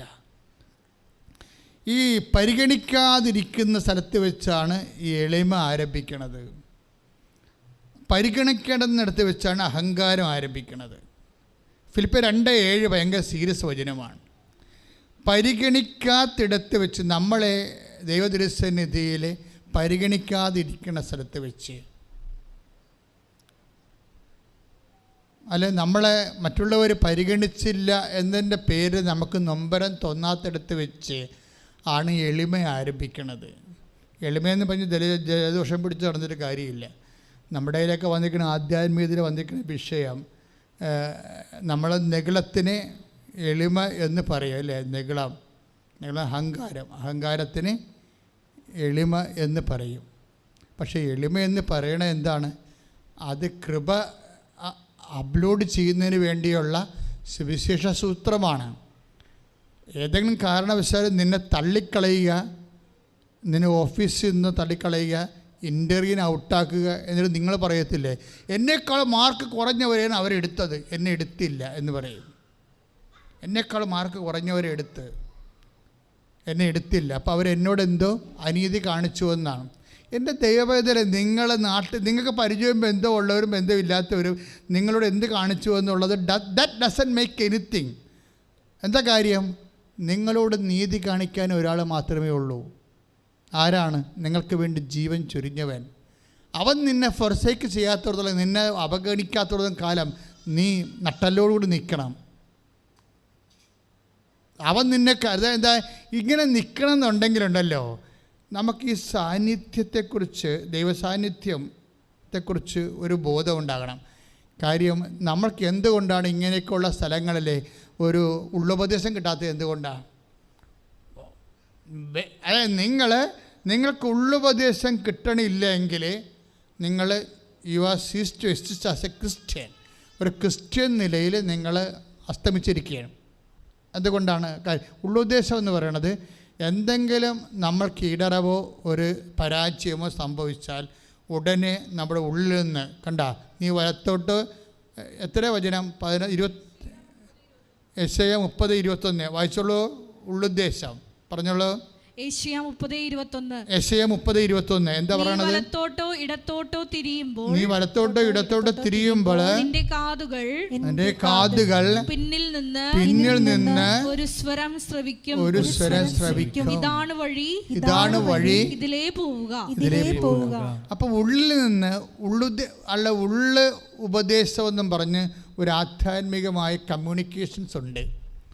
ഇത് എപ്പോഴാണ് വരണമെന്ന് വെച്ച് കഴിഞ്ഞാൽ, ഇത് നമ്മൾ വളരെ ശ്രദ്ധിക്കണം ഉടമ്പടി എടുക്കുമ്പോൾ.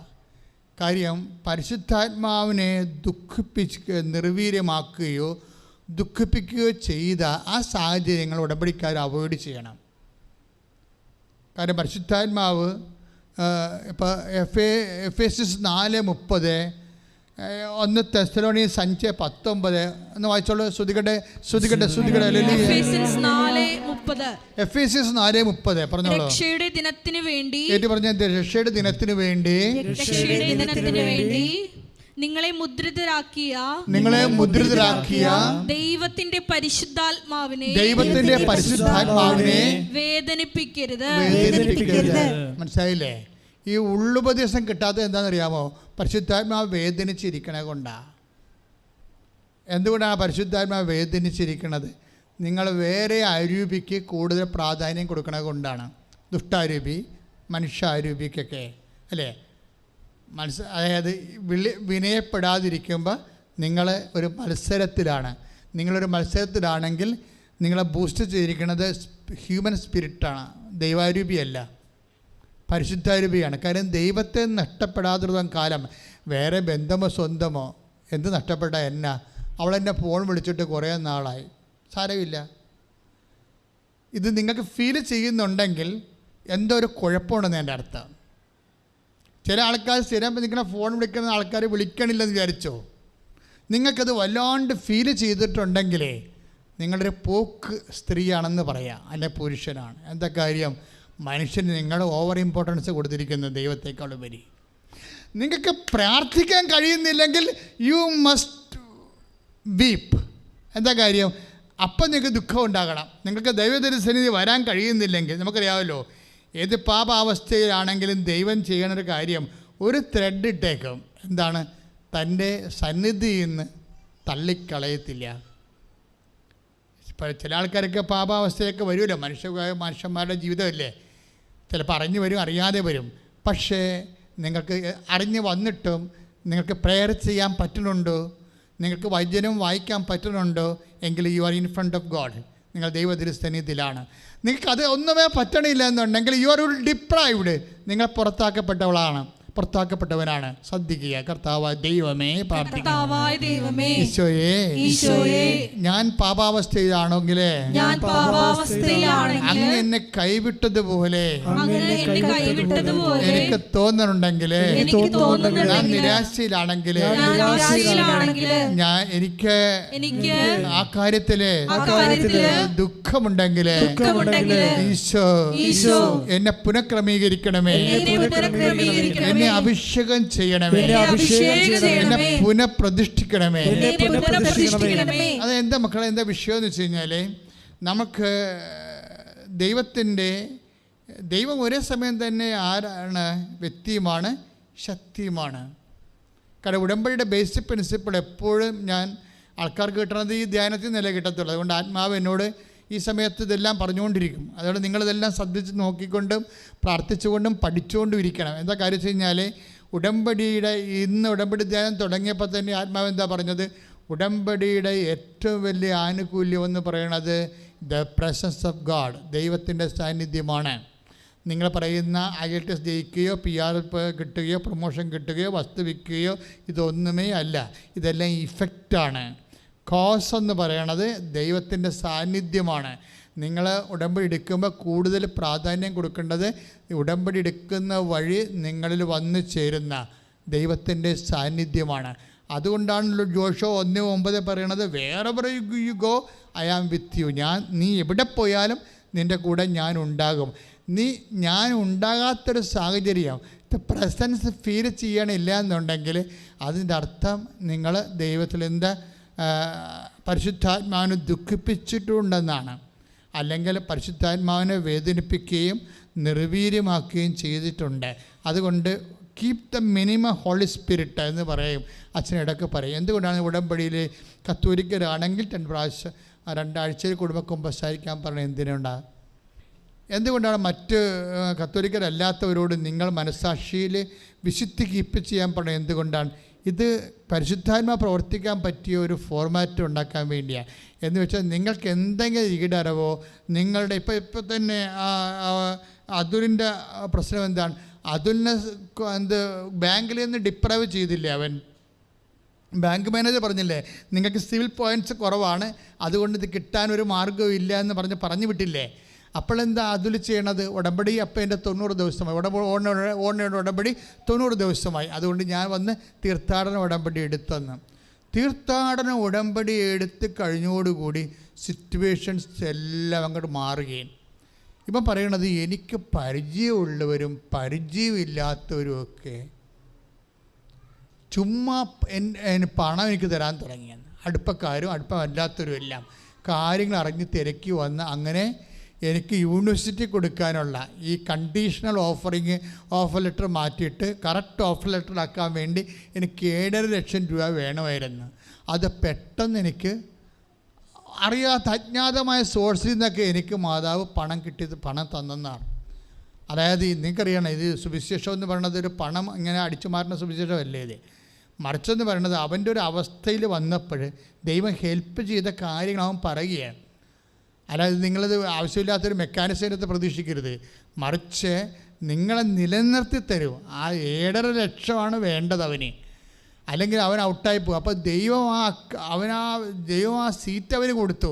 അപ്പോൾ സ്വാഭാവികമായിട്ട് അവൻ്റെ കണ്ടീഷൻ ലെറ്റർ മാറ്റിയിട്ട് കറക്റ്റ് ഓഫർ ലെറ്റർ കൊടുക്കാൻ വേണ്ടി അത്രയും പണം അവന് കൊടുത്തു. പിന്നീട് പതുക്കെ എല്ലാ കാര്യങ്ങളും റീസെറ്റ് ചെയ്യണ കാണാം അതിമനോഹരമായ രീതിയിൽ. എന്തൊക്കെ അതുകൊണ്ടാണ് അവൻ ആദ്യം പറയുന്നുണ്ട് എൻ്റെ ആസ്തി എന്ന് പറയുന്നത് എൻ്റെ വിശ്വാസമാണ്. പിന്നെ എനിക്കുള്ളത് എന്താണ്? ഉടമ്പടിയിലൂടെ പിന്നെ ഉള്ളത് അവൻ്റെ അതായത് ഉടമ്പടി എന്ന് പറയുമ്പോൾ നമുക്ക് ഉറപ്പായിട്ടൊരു കാര്യം പറയാം. എന്താണ്? നമ്മുടെ ഗ്രേസ് ലെവല്, നമ്മുടെ മെരിറ്റ് 35% ആണെങ്കിലും നിങ്ങൾക്ക് എൻഗ്രേസ് ചെയ്ത് 65% ഫില്ല് ചെയ്യാനുള്ള എല്ലാവിധ നടപടിക്രമങ്ങളും ഉടമ്പടിയിലുണ്ട്. അതുകൊണ്ടാണ് അച്ഛൻ എപ്പോഴും പറയണത് ഇത് ചൊല്ലണ പ്രാർത്ഥനയല്ല. ഞാനാണ് കൗണ്ടറിൽ ഇരിക്കണമെങ്കിൽ നിങ്ങളെ കൊണ്ട് ഇവിടെ കൃപാസത്തിൽ വരുന്ന 70% ആൾക്കാരെ കൊണ്ട് ഞാൻ ഉടമ്പടി എടുപ്പിക്കത്തില്ല. ഞാനാണ് ഓഫീസിൽ ഇരിക്കണമെങ്കിൽ ഇപ്പം എനിക്ക് എൻ്റെ കൺട്രോളിലല്ലല്ലോ പോണത്. നിങ്ങൾ പോയി ക്ലാസ് കേട്ട് എല്ലാം നന്നായിട്ട് ഉടമ്പടി ക്ലാസ്സെല്ലാം കേട്ട് നിങ്ങൾ ഉടമ്പടി ചെയ്യുകയല്ലേ. ഞാനാണ് അവിടെ ഇരിക്കണമെന്നുണ്ടെങ്കിൽ നിങ്ങളിൽ 70% ആൾക്കാരോട് ഉടമ്പടി ചെയ്യിക്കത്തില്ല. എന്താ കാര്യം? എനിക്കറിയാം ചുമ്മാ ചൊല്ലണ ക്രിസ്ത്യാനിയാണ് ഈ വന്നിരിക്കണത്, ഉടമ്പടി ഇവർ ചെയ്യത്തില്ലെന്നറിയാം. അത് ആളെ കാണുമ്പോൾ പറയാൻ പറ്റും. കാര്യം എന്താ വെച്ചാൽ നമുക്കതേ പരിചയമല്ലേ ഉള്ളൂ, നമുക്കതല്ലേ പരിചയമുള്ളൂ, ചെല്ലിയല്ലേ പരിചയമുള്ളൂ. ഉടമ്പടി ചെല്ലി വർക്കൗട്ട് ചെയ്യാൻ പറ്റത്തില്ല. ഉടമ്പടി ചെയ്യണ പ്രാർത്ഥന കവനൻറ്റിൻ്റെ ഫോർമുല അതാണ്, അത് ചെയ്യണതാണ്. ചൊല്ലണത് എന്തുകൊണ്ടാണ് കൗണ്ടഡ് ആകണമെന്ന് അറിയാമല്ലോ. ചെല്ലണ്ടെന്ന് വെച്ചാൽ പറയത്തില്ല.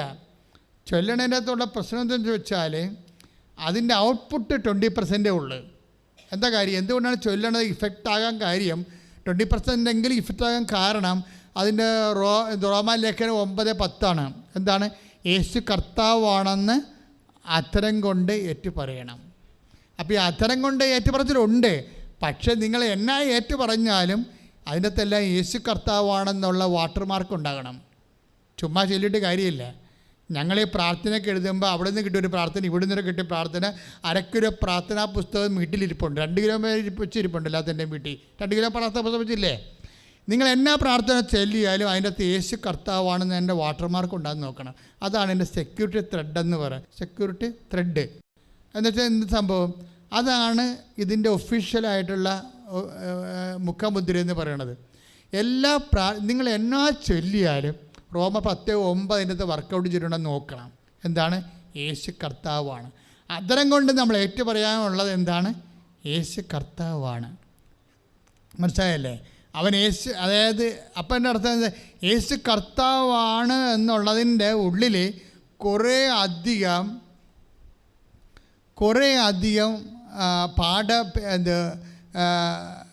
തർജ്ജിമകളുണ്ട്.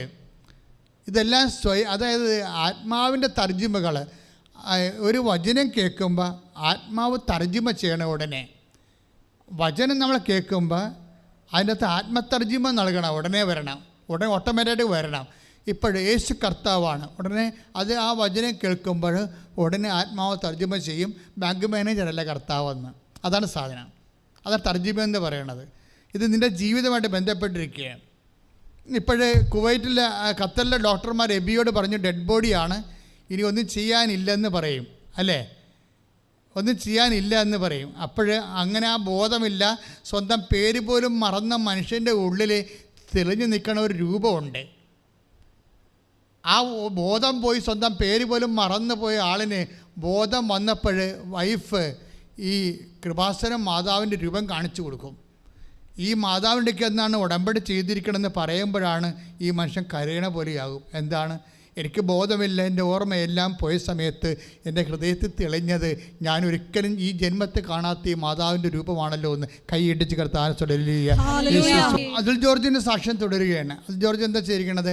അത് ജോർജ് 7 ലക്ഷം രൂപ യൂണിവേഴ്സിറ്റിയിലോട്ട് അയച്ചു. യൂണിവേഴ്സിറ്റി ഫീ ആണ് 7 ലക്ഷം രൂപ. അപ്പോൾ അവർക്ക് വിസ പ്രോസസ്സിങ്ങിൻ്റെ 54% എഴുതി കാണിക്കും കമ്പ്യൂട്ടർ. അവിടെ വിഷയം 7 ലക്ഷം രൂപ നമ്മൾ അയച്ച് UK അയച്ചു കൊടുത്തപ്പോൾ കമ്പ്യൂട്ടർ പിന്നെ കാണിക്കുന്നത് എന്താണ്? വിസ പ്രോസസ്സിൻ്റെ 54%. വിസ വരത്തില്ല. വിസ വരണമെന്നുണ്ടെങ്കിൽ അത് പിന്നീട് 70 പിന്നെ 80 100 പോയിൻ്റ് ആകുമ്പോൾ മാത്രമേ വിസ ഇഷ്യൂ ചെയ്യത്തുള്ളൂ. ഇവനെന്ത് 100 പോയിൻ്റ് ആകാൻ വേണ്ടി എന്താ ചെയ്യണം? ഇവൻ ഈ ഉടമ്പടി അച്ഛൻ എപ്പോഴും പറയും അത് ചൊല്ലണ പ്രാർത്ഥന അല്ല എന്ന് പറയുന്നതിൻ്റെ കാര്യം എന്താ? ചൊല്ലണ പ്രാർത്ഥനയ്ക്ക് 20% ഔട്ട്പുട്ടാണ് ഉള്ളത്. ബാക്കി 80% എളിമയോട് ചെയ്യണതാണ്. എളിമയോടെ ചെയ്യണ പ്രാർത്ഥനകളാണ്. ഇപ്പോൾ കഴിഞ്ഞ ദിവസങ്ങളിലെ രാഹുൽ ഒറ്റപ്പാലത്തിൻ്റെ ഒരു സാക്ഷ്യമുണ്ട്. രാഹുൽ ഹോട്ടൽ മാനേജ്മെൻറ്റിൽ അതിൻ്റെ പ്രൊഫഷണൽ ഡിഗ്രി എടുത്ത ആളാണ്. രാഹുലെ അവന് ഇതുപോലെ തന്നെ ഇവിടുന്ന് ചേഞ്ച് ചെയ്ത് പോകണം. അതിനുള്ള ആസ്തി ഭദ്രതകളൊന്നും ഇല്ല ആളിന്. അച്ഛൻ്റെ ഭാഷ ഉടമ്പടി ഭാഷ പറഞ്ഞ് മെറിറ്റില്ല. എൻ്റെ പ്രോസസ്സിങ്ങിനെക്കുറിച്ച് ഒക്കെ ഇങ്ങനെ പരിചയപ്പെട്ടും പറഞ്ഞും കേട്ടൊക്കെ വരണേയുള്ള ആൾ ഇൻ്റർവ്യൂവിന് പോയി, ആപ്ലിക്കേഷൻ കൊടുത്ത് ഇൻ്റർവ്യൂവിനൊക്കെ പോയി ഒക്കെ നിൽക്കുകയാണ്. പക്ഷേ ഇയാൾ ഒറ്റപ്പാലത്തുകാരനാണെങ്കിലും വർക്ക് ചെയ്യണത് ആലപ്പുഴയാണ്. ആലപ്പുഴ ഒരു ഹോട്ടലിൽ വർക്ക് ചെയ്യാൻ. ഹോട്ടൽ വർക്ക് ചെയ്തപ്പോൾ പുള്ളി പൂങ്കാവ്, ആലപ്പുഴ ഒരു പള്ളിയുണ്ടല്ലോ പൂങ്കാവ് പള്ളി ചെല്ലുമ്പോൾ അവിടെ കുറച്ച് പത്രം, ആരാണ് ക്രിസ്ത്യാനിയൊക്കെ കൊണ്ടുപോയതായിരിക്കും, പത്രം അവിടെ മേശപ്പുറത്തിരിപ്പുണ്ട് അവിടെ. അപ്പോൾ രാഹുലിന് എന്തോ പന്തികേട് തോന്നി. ആരാണ്ട് ഉടമ്പടി ഉടായ്പ പറ്റിപ്പുകാർ പത്രം മേടിച്ചുകൊണ്ട് പള്ളിക്കൊണ്ട് ഡംപ് ചെയ്തിരിക്കുകയാണ്, കൊടുത്തിട്ടില്ല. അവനൊക്കെ എല്ലാം ഈ അതായത് നിങ്ങൾക്കറിയാമല്ലോ, നിങ്ങളെ ദൈവത്തിന് ഇത് ഉടമ്പടി ചെയ്ത് പണി മേടിക്കാതിരിക്കണം നല്ലത്. കാര്യം ഇത് ചെയ്യണ പ്രാർത്ഥനയാണ്. മറക്കരുത്. നാട്ടിൽ ചെല്ലുമ്പോൾ അയ്യോ ഞാൻ പള്ളിയിൽ പത്രം കൊണ്ടുപോയി കഴിഞ്ഞാൽ അവിടെ എന്നെ കണ്ട എൻ്റെ കൂട്ടുകാരെന്ത് പറയും, എൻ്റെ നാട്ടുകാരെന്ത് പറയുന്നതൊക്കെ വിചാരിച്ചുകൊണ്ട് ഈ സാരിയിടത്ത് മടക്കി ക്രമേണ ആരെയും കാണിക്കാതെ വെച്ചിട്ട് കൊണ്ടുപോയി വെച്ചിട്ട് അവിടെ നിന്ന് ഓടിക്കളയും. ഇത് മര്യാദയ്ക്ക് യേശു കർത്താവാണെന്ന് അധരം കൊണ്ട് ഏറ്റുപറഞ്ഞ് അവനെപ്പോലെ എളിമപ്പെട്ട് എന്ത് വില കൊടുത്തു അവനെ മറ്റു മക്കൾക്ക് എത്തിക്കണം, മറ്റു ജനങ്ങളിലേക്ക് എത്തണം. അവർ ഞാൻ കാരണം 10 മനുഷ്യർ ദൈവത്തെ അറിയണം, കർത്താവിൻ്റെ പീഡാനുഭവത്തെ അറിഞ്ഞ് അവനും ഈശോനെ വിശ്വസിക്കണം, അവരും രക്ഷ പ്രാപിക്കണം. അതായത് ഉത്കണ്ഠ, അതുപോലെ തന്നെ എന്തെങ്കിലും തരത്തിലുള്ള വിഷമം വ്യക്തികളുണ്ടാക്കിയാകാം, ചിലപ്പോൾ ജോലി സംബന്ധമായ കാര്യമാകാം, ന്യായമായി നമുക്ക് കിട്ടുന്ന പ്രൊമോഷൻ തടഞ്ഞു വെച്ചതാകാം, അല്ലെങ്കിൽ നമുക്ക് തരേണ്ട ലീവ് തരാത്തതാകാം, അല്ലെങ്കിൽ നമുക്ക് തരേണ്ട ലോൺ തരാത്തതാകാം. ഇങ്ങനെ ഒത്തിരിയേറെ ആൾക്കാർ ചില സമയത്തൊക്കെ നമ്മളെ അവഗണിക്കുകയോ നമ്മുടെ കാര്യങ്ങൾ നടത്താതിരിക്കുമ്പോൾ ഉത്കണ്ഠ നമുക്കുണ്ടാകും. പക്ഷേ ഉത്കണ്ഠ എന്ന് പറയുന്ന വാക്ക് ബൈബിൾ പറയുന്ന വാക്കാണ് എന്താണ്? കർത്താവ് അടുത്തെത്തിയിരിക്കുന്ന. This is the presence. ഇതാണ് സംഭവം. അപ്പോൾ ഈ അടുത്തെത്തിയിരിക്കുന്ന കർത്താവിനെ ഇങ്ങനെയുള്ള സാഹചര്യങ്ങൾ തിരിച്ചറിയണം. അറിഞ്ഞുകൊണ്ട് ആ കൃപയിൽ നിലനിൽക്കാനും വർദ്ധിക്കാനും വേണ്ടിയാണ് നമ്മുടെ ഗ്രേസ് ലെവൽ വർദ്ധിപ്പിക്കാൻ വേണ്ടി, വരപ്രസാദത്തിൻ്റെ തോത് വർദ്ധിപ്പിക്കാൻ വേണ്ടി 35 മെറിറ്റാണെങ്കിൽ 65ലേക്ക് ഗ്രേസ് ഫില്ല് ചെയ്യാൻ വേണ്ടിയാണ് ഉടമ്പടിയിൽ അവൻ പറയണ പോലെ ചെയ്യണത്. ഞാൻ രോഗിയായിരുന്നു, നിങ്ങളെന്നെ സന്ദർശിച്ചു. ഞാൻ കാരാഗൃഹവാസിയായിരുന്നു, നിങ്ങളെൻ്റെ അടുത്ത് വന്നു. നിങ്ങൾ ലോകം മുഴുവനും പോകുക, എല്ലാ സൃഷ്ടികളോടും സുവിശേഷം പ്രസംഗിക്കുക, കർത്താവിനറിയാത്തവരെ അറിയിക്കുക, അറിഞ്ഞവരെ ആഴപ്പെടുത്തുക. ഇതെല്ലാ ശുശ്രൂഷകളും ചെയ്യുമ്പോൾ നമുക്ക് ഫീൽ ചെയ്യണത് എന്താണ്? കർത്താവിൻ്റെ സാന്നിധ്യമാണ്. പിന്നെ ആരാണ് ചെയ്യണത്? പിന്നെ നമ്മളല്ല ചെയ്യണത്. അതാണ് 14:10. എൻ്റെ പിതാവ് എന്നിൽ വസിച്ചുകൊണ്ട് അവൻ്റെ പ്രവൃത്തി ചെയ്യുകയാണ്. മനസ്സിലായില്ലേ? ഇപ്പം നിങ്ങൾക്ക്, അതായത് പിന്നീട് നമ്മളായിരിക്കത്തില്ല ചെയ്യണത്. അതുകൊണ്ടാണ് ഇപ്പോൾ അതുൽ ജോർജിൻ്റെ സാക്ഷ്യങ്ങൾ അതുൽ ജോർജിന് അവസാനം 54 പോയിൻ്റാണ് എല്ലാം കൂടി കിട്ടിയത്. 7.5 ലക്ഷം അയച്ചു കൊടുത്തിട്ട് ഈ 54 പോയിൻ്റ് 100 പോയിൻ്റ് ആകാത്ത വിസ അവിടുന്ന് സെൻഡാകത്തില്ല. അപ്പോൾ എന്താ ചെയ്യണത്? പിന്നീട് ഉടനെ ലൈറ്റക്കാൻ്റെ പേർ റിക്വസ്റ്റ് ഇടും. അവനെല്ലാ ശുശ്രൂഷകരിലേക്കും ലിങ്ക് ചെയ്യണേ. അമ്മയെ തന്നെ ആശ്രയിച്ച് നിൽക്കുകയാണ്. ആദ്യം ഓൺലൈൻ ഉടമ്പടി, പിന്നെ തീർത്ഥാടന ഉടമ്പടി, പിന്നെ light and pay request. Light and pay request എന്ന് പറഞ്ഞ ഒരു വിശ്വാസമാണ്. കാര്യം എന്താണ്? 30 കൊല്ലത്തോളം കൃപാസനം നടത്തിയ, കടലിലും കരയിലും നടത്തിയ കോടിക്കണക്കിന് പ്രാർത്ഥനകളുടെയും പ്രേക്ഷിത പ്രവർത്തനങ്ങളുടെയും ആസ്തിയാണ് ലൈറ്റ് ആൻഡ് പേ റിക്വസ്റ്റിൻ്റെ ബേസിൽ കിടക്കുന്നത്. അവിടെ നിങ്ങൾ ചുമ്മാ റിക്വസ്റ്റ് ചെയ്താൽ മതി. ഞങ്ങളറിയാതെ തന്നെ ദൈവം ഞങ്ങളിലൂടെ പ്രവർത്തിച്ച 30 കൊല്ലത്തെ കൃപകളിൽ നിന്ന്, പ്രേക്ഷിത പ്രവർത്തനങ്ങളിൽ നിന്ന് നിങ്ങളെ അനുഗ്രഹിക്കും. അതാണ് ലൈറ്റ് ആൻഡ് പേ റിക്വസ്റ്റിൻ്റെ അടിസ്ഥാനം എന്ന് പറയുന്നത്. ഇവരെന്ത് ചെയ്യണത്? ലൈറ്റ് ബ്രേക്ക്ഫാസ്റ്റോട് കൂടി ഞാൻ നോക്കുമ്പോൾ ഉടനെ 67 പോയിൻ്റായി. എവിടെ നിന്നൊന്നും അവനെ അറിയാൻ പാടില്ല. പിന്നെ നോക്കുമ്പോൾ 75ആയി. പിന്നെ നോക്കുമ്പോൾ പെട്ടെന്ന് 100ആയി. വിസ അവിടെ നിന്ന് വന്നു. ഇത്രയും സ്പീഡാണ്. ഞങ്ങൾ റൈറ്റ് ആൻഡ് റിപ്പയർ റിക്വസ്റ്റ് ഇടുമ്പോൾ നിങ്ങൾ ചിലർ ചോദിക്കുമ്പോൾ ലൈറ്റ് ആൻഡ് റിക്വസ്റ്റ് ഇടും. അത് നമ്മൾ ഇങ്ങനെ കമ്പ്യൂട്ടറിൽ ഇങ്ങനെ റിക്വസ്റ്റ് ഇടുന്നതുകൊണ്ട് നമ്മൾ അനുഗ്രഹിക്കപ്പെടുക. നിങ്ങൾ ആദ്യം അത് ബേസിക് എന്താണെന്ന് ഞാൻ ആദ്യമേ അമ്മ ലൈറ്റ് ആൻഡ് റിപ്പയർ റിക്വസ്റ്റ് വന്നപ്പോൾ ഞാൻ പറഞ്ഞു, ഇതെന്ന് പറയണത് ഇവിടെ മധ്യസ്ഥ പ്രവർത്തനം നടത്തുന്നത് മാത്രമല്ല, മറിച്ച് 30 കൊല്ലം 1.5 ലക്ഷം ആൾക്കാരെ കൊണ്ടല്ലേ ജോമാര റാലി നടത്തുന്നത്. 2.5, 10, 20 കിലോമീറ്റർ അങ്ങനെ എത്ര വർഷമായി നടത്തുന്നതാണ്. ഇവിടെ തന്നെ 1 വർഷം മുഴുവനും രാത്രിയും പകലും ജപമാല നടന്ന സ്ഥലമാണ്. ഇങ്ങനെ മാറി മാറി ജപമാല ഗ്രൂപ്പുകൾ വന്ന് പ്രാർത്ഥിച്ചുകൊണ്ട് പോയ സ്ഥലം. കടലിലും കരയിലും പ്രേക്ഷിത പ്രവർത്തനം നടത്തിയതാണ്. അതിൻ്റെയൊക്കെ ഇങ്ങനെ ദൈവമായിട്ട് ജീവനെ പോലെ ദൈവത്തിൻ്റെ ഒക്കെ നിഴലുപറ്റി ഇങ്ങനെ നടന്നിട്ടല്ലേ അമ്മ പ്രത്യക്ഷപ്പെട്ടത്. അമ്മ പ്രത്യക്ഷൻ്റെ ഭാഗമായിട്ടല്ലേ നമുക്ക് പിന്നീട് ഉടമ്പടി തന്നത്. ഉടമ്പടി തന്നതിൻ്റെ ഭാഗമായിട്ടല്ലേ നിങ്ങളിവിടെ ഇരിക്കണത്. ഇത് ഒറ്റടിക്ക് സംഭവിച്ചതല്ലല്ലോ, 36 കൊല്ലത്തിനുള്ളിൽ പ്രോസസ്സ് ബൈ പ്രോസസ്സ് സംഭവിച്ചതാണ്. അപ്പം ഞാൻ നിങ്ങളോട് എന്തെങ്കിലും പറയുന്നുണ്ടെങ്കിലേ അനുഭവിക്കാത്ത ഒരു കാര്യവും പറഞ്ഞു തരുന്നിട്ടില്ല. അതായത് പുസ്തകം വായിച്ച ഒരു കാര്യവും ഞാൻ പറഞ്ഞിട്ടില്ല. എൻ്റെ ജീവിതത്തിൽ ഞാൻ തൊട്ട, കണ്ട, കേട്ട ദൈവം അത് നിങ്ങൾക്ക് പാസ് ചെയ്ത് തരികയാണ്. അതുകൊണ്ടാണ് നിങ്ങൾ ഷാർപ്പായിട്ട് അതുപോലെ തന്നെ അവൻ പറയണ പോലെ ചെയ്തുകൊണ്ട് ദൈവത്തിൻ്റെ സാന്നിധ്യത്തിൻ്റെ അഭിഷേക രൂപങ്ങളായി മാറാൻ ദൈവം അനുഗ്രഹിക്കട്ടെ. ശ്രുതികട്ടെ. പ്രിയമുള്ളവരെ, രോഗമുള്ളിടത്ത് കൈകൾ വെക്കേണ്ടതാണ്. PCOD അതുപോലെ തന്നെ യൂട്രസിൻ്റെ ഇറക്കം അല്ലെങ്കിൽ ബ്ലീഡിങ് ഒക്കെ ഉള്ളവർ, സിസ്റ്റുള്ളവർ, മൊത്തത്തിൽ കല്ലുള്ളവർക്ക് അടിവയറ്റ് കൈവെക്കേണ്ടതാണ്.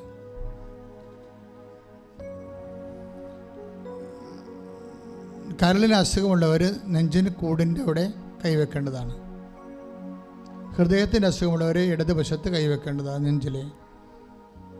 സ്പോണ്ടിലോസിസ് തൈറോയ്ഡ് രോഗികൾ തൊണ്ടയിൽ കൈവെക്കേണ്ടതാണ്. പിന്നെ കുറേ രീതിയിലുള്ള രോഗങ്ങൾ, അലർജി രോഗങ്ങൾ,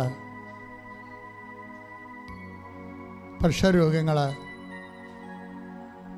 ഷുഗർ രോഗങ്ങൾ, വാതരോഗങ്ങൾ അവരെല്ലാവരും ശിരസിൽ കൈവെക്കേണ്ടതാണ്. മക്കളില്ലാത്തവർ അടിവയറ്റ് കൈവച്ച് പ്രാർത്ഥിക്കേണ്ടതാണ്. കൃപാസ്ഥാനത്താരെ ജീവനോടെ പ്രത്യക്ഷപ്പെട്ട മാതാവിൻ്റെ മധ്യസ്ഥതയിലാണ് പ്രാർത്ഥിക്കുന്നത്. 10,000 മനുഷ്യരെടുത്ത ഉടമ്പടിയുടെ ഇന്നും പ്രാർത്ഥിച്ചുകൊണ്ടിരിക്കുന്ന പ്രാർത്ഥനയുടെ അടിസ്ഥാനത്തിൽ കർത്താവേ, നിന്റെ തിരുമുറിവാർന്നും വലതുകരം മക്കളുടെ ശിരസിലേക്ക് വെക്കണമെന്ന് പ്രാർത്ഥിക്കുന്നു. സ്വർഗീയപ്പ, പിതാവായ ദൈവമേ, അങ്ങേ പുത്രനായ യേശു ക്രിസ്തുവിന്റെ നാമത്തിൽ അപ്പോസ്തലന്മാരെ പോലെ പ്രാർത്ഥിക്കുന്നു. എല്ലാ വിശുദ്ധന്മാരെ, മാലാഖമാരെ, രക്തസാക്ഷികളെ, ഈ അൾത്താരെ ജീവനോടെ പ്രത്യക്ഷപ്പെട്ട പരിശുദ്ധമ്മേ, ദേവമാതാവേ, ഇപ്പോഴെല്ലാവർക്കും വേണ്ടി മധ്യസ്ഥം വഹിക്കണമേ. കർത്താവിൻ്റെ രക്തം നിങ്ങളിലേക്ക് തളിക്കപ്പെടട്ടെ. ഓൺലൈനിൽ പ്രാർത്ഥിക്കുന്ന മക്കളെ, ഈ ധ്യാനം എപ്പോഴെല്ലാം എവിടെയെല്ലാം വെച്ച് ആരെല്ലാം എന്നെല്ലാം കൂടുന്നു അവിടെയെല്ലാം കർത്താവിൻ്റെ രക്തം പ്രവർത്തിക്കട്ടെ. കർത്താവിൻ്റെ രക്തം തളിക്കപ്പെടട്ടെ. ഈശോ സന്ധിബന്ധങ്ങളിൽ കർത്താവിൻ്റെ രക്തം നിറയട്ടെ. ഈശോ മാംസപേശികളിൽ കർത്താവിൻ്റെ രക്തം നിറയട്ടെ. ഈശോ രക്തഞരമ്പുകളിൽ കർത്താവിൻ്റെ രക്തം നിറയട്ടെ. ഈശോ ഉള്ളംകാലും ഉച്ചവരെ കർത്താവിൻ്റെ രക്തം നിറയട്ടെ. ഈശോ യേശുക്രിസ്തു ഉന്നതമായ നാമത്തിൽ സഭയുടെ അധികാരത്തിൽ കുരിശിൻ്റെ അടയാള ദൈവികമായ ശക്തിയാൽ കർത്താവിൻ്റെ സൗഖ്യം നിറയട്ടെ. അസ്ഥികളിൽ കർത്താവ് സൗഖ്യം നിറയട്ടെ. പേശികളിൽ കർത്താവിന് സൗഖ്യം നിറയട്ടെ. എല്ലാം കർത്താവ് ഉള്ളംകാൽ ഉച്ചവരെ കർത്താവ് വിശുദ്ധ രക്തത്തെ കഴുകണമെന്ന് പ്രാർത്ഥിക്കുന്നു. വിസർപ്പ രോഗങ്ങൾ, സോറിയാസിസ് രോഗങ്ങൾ, വെരിക്കോസിൻ്റെ അസുഖങ്ങൾ, പുഴിനഖത്തെ അസുഖം പോലെ കർത്താവ് എല്ലാം കർത്താവെ അങ്ങ് ഏറ്റെടുക്കണമെന്ന് പ്രാർത്ഥിക്കുന്നു. നമ്മുടെ രോഗങ്ങളാണ് അവൻ വഹിച്ചതെന്ന് പറഞ്ഞ കർത്താവെ, ആ വചന അനുസ്മരിച്ച് പ്രാർത്ഥിക്കുന്ന കർത്താവെ, ഈ രോഗങ്ങൾ ഏറ്റെടുക്കണമെന്ന് പ്രാർത്ഥിക്കുന്ന കർത്താവെ. സ്പോണ്ടിലോസിൻ്റെ കർത്താവ്, തകരാറുകൾ കർത്താവെ, ഈശോയെ മുടിക്കൊഴിയുന്ന കർത്താവ്, കണ്ണിന് കാഴ്ചക്കുറവുള്ളവർ, ചെവിക്ക് കേൾവിക്കുറവുള്ള കർത്താവ്, പല്ലിന് വേദനയുള്ളവർ, തൊണ്ടയ്ക്ക് വേദനയുള്ള, തൊണ്ടയ്ക്ക് വീക്കമുള്ളവർ കർത്താവ്, എല്ലാം കർത്താവ്, മഞ്ഞപ്പറ്റത്തിൻ്റെ രോഗമുള്ളൊരു കർത്താവ്, രക്തത്തിൽ വേറെ അണുക്കൾ കയറിയിട്ടുള്ള ഒരു കർത്താവ്, ഈശോയെ എല്ലാം സ്പർശിക്കണമേ കർത്താവ്. കർത്താവിൻ്റെ തിരുമുറിവാർന്ന വലതുകരം അടിപ്പടർ പോലെ വൈദ്യാഘാതം പോലെ ദൈവികമായ ശക്തി ഇറങ്ങട്ടെ. അടിപ്പടർ പോലെ വൈദ്യാഘാതം പോലെ ദൈവികമായ ശക്തി ഇറങ്ങട്ടെ കർത്താവ്. മക്കളില്ലാത്തവർ, ബീജം ഉൽപ്പാദിപ്പിക്കപ്പെടാത്തവർ, കൗണ്ടില്ലാത്തവർ, ബീജത്തിന് ഓട്ടമില്ലാത്തവർ, ഗർഭാശയം ചുരുങ്ങുന്നവർ, ഗർഭാശയം ഇടയുന്നവരെല്ലാം കർത്താവിനെ അടിവയറ്റ് കഴിച്ച് പ്രാർത്ഥിക്കട്ടെ. കർത്താവിൻ്റെ കരുണ ചൊരിയട്ടെ കർത്താവ്. സംസാരിക്കാത്ത കുഞ്ഞുങ്ങൾ, ഓട്ടിസമുള്ള കുഞ്ഞുങ്ങൾ, ഹൈപ്പർ ആക്ടിവിറ്റിയുള്ള കുഞ്ഞുങ്ങൾ എല്ലാം കർത്താവ് സ്പർശിക്കട്ടെ. ഈശോ മാരക രോഗികൾ കർത്താവ്, തീരാവേദനയുള്ളൊരു കർത്താവ്, എപ്പിലെപ്സി രോഗമുള്ളൊരു കർത്താവ്, അത് സ്പർശിക്കട്ടെ എന്ന് പ്രാർത്ഥിക്കുന്നു. കർത്താവിൻ്റെ കരുണ ചൊരിയട്ടെ. കർത്താവിൻ്റെ കരുണ ചൊരിയത് അടിപ്പെടുന്ന പോലെ വൈദ്യാഘാതം പോലെ ദൈവികമായ ശക്തി ഒഴുകട്ടെ. മാരക രോഗങ്ങൾ, നടുവ് രോഗങ്ങൾ, കിഡ്നി രോഗങ്ങൾ, കരൾ രോഗങ്ങൾ, പങ്ക്രിയാസ് രോഗങ്ങൾ, സ്പോണ്ടിലോസിസ് രോഗങ്ങൾ, സ്പൈനൽ കോഡിന്റെ രോഗങ്ങൾ, യേശു ക്രിസ്തുവിന്റെ ഉന്നതമായ നാമത്തിൽ ബ്രെയിൻ രോഗങ്ങൾ, കർത്താവ് ശ്വാസകോശ രോഗങ്ങൾ, സിസ്റ്റ് രോഗങ്ങൾ, മുഴ രോഗങ്ങൾ, ക്യാൻസർ രോഗങ്ങൾ യേശു ക്രിസ്തുവിന്റെ ഉന്നതമായ നാമത്തിൽ മാറിപ്പോകട്ടെ. ശ്രുതിക്കട്ടെ, ശ്രുതിക്കട്ടെ, ശ്രുതിക്കട്ടെ. ഹല്ലേലൂയ.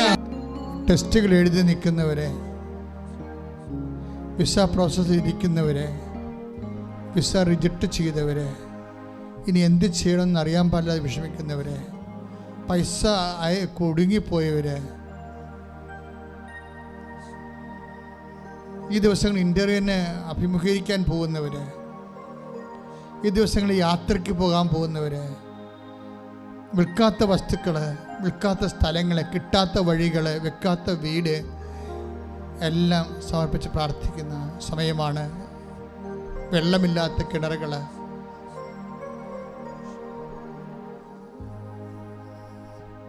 ആരും ഒന്നും സഹായിക്കാനില്ലാത്തവർ, ആരും ഒരു നല്ല വാക്ക് പറഞ്ഞു കൊടുക്കാനില്ലാത്തവർ, അതിൻ്റെ പേര് ദുഃഖം അനുഭവിക്കുന്നവർ, മരിച്ചുപോയ ആൾക്കാർ ഇപ്പോഴുണ്ടായിരുന്നെങ്കിൽ എന്ന് വിചാരിച്ച് വേദനിക്കുന്നവർ, അവരെല്ലാം സമർപ്പിച്ച് അഭിഷേകമാക്കുന്ന സമയമാണ്. എൻ്റെ മക്കളൊക്കെ കൈ ഇങ്ങനെ ഒന്നെങ്കിൽ നെഞ്ചിൽ വെക്കുക അല്ലെങ്കിൽ ശിരസിൽ വെക്കുക, ഏതാണ് എളുപ്പമെന്ന് നോക്കിയിട്ട് അതുപോലെ ചെയ്യുക. ആ മേഖലയെല്ലാം നിങ്ങളുടെ മുഴുവൻ ജീവിത അവസ്ഥകൾ കർത്താവിന് തിരുസ ഒറ്റയ്ക്ക് താമസിക്കുന്നവർ, പാട്ടത്തിന് താമസിക്കുന്നവർ, വാടക പോലും കൊടുക്കാൻ നിർവാഹമില്ലാതെ വിഷമിക്കുന്നവർ, പെൺമക്കളൊക്കെ വലുതായി വന്നിട്ട് അവർക്ക് ഒരു ഇടമില്ലാത്തവർ, എല്ലാ തരത്തിലും വേദന അനുഭവിക്കുന്നവർ, തെറ്റായ പ്രണയത്തിൽ അകപ്പെട്ടിരിക്കുന്നവർ, മാർഗമായിട്ടുള്ള ചില കൂട്ടുകെട്ടുകളിൽ ചെന്ന് അകപ്പെട്ടു പോയവർ, കേസിലകപ്പെട്ടവർ, ജയിലിലായിപ്പെട്ടുള്ളവർ, വിദേശങ്ങളിൽ ജയിലിലായിപ്പെട്ടുള്ളവർ, അവരെല്ലാം ഓർത്ത് പ്രാർത്ഥിക്കുന്ന സമയമാണ്.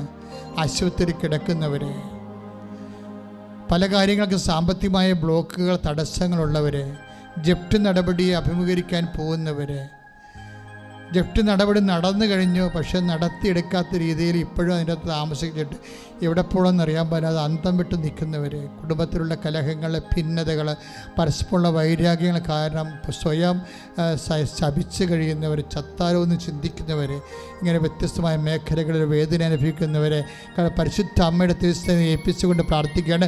ശ്രുതികട്ടെ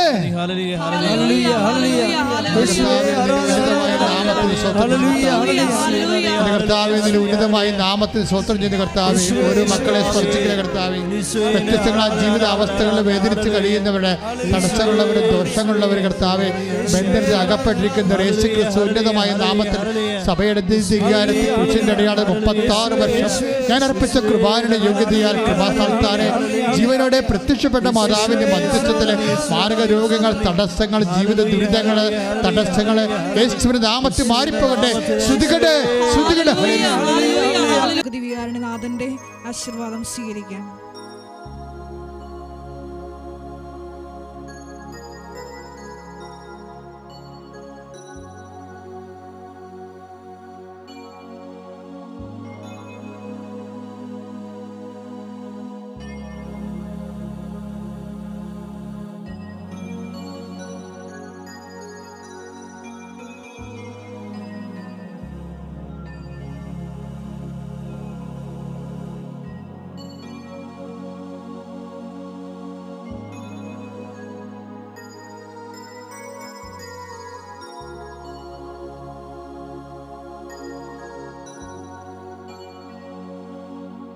പരിശുദ്ധ പരമമാ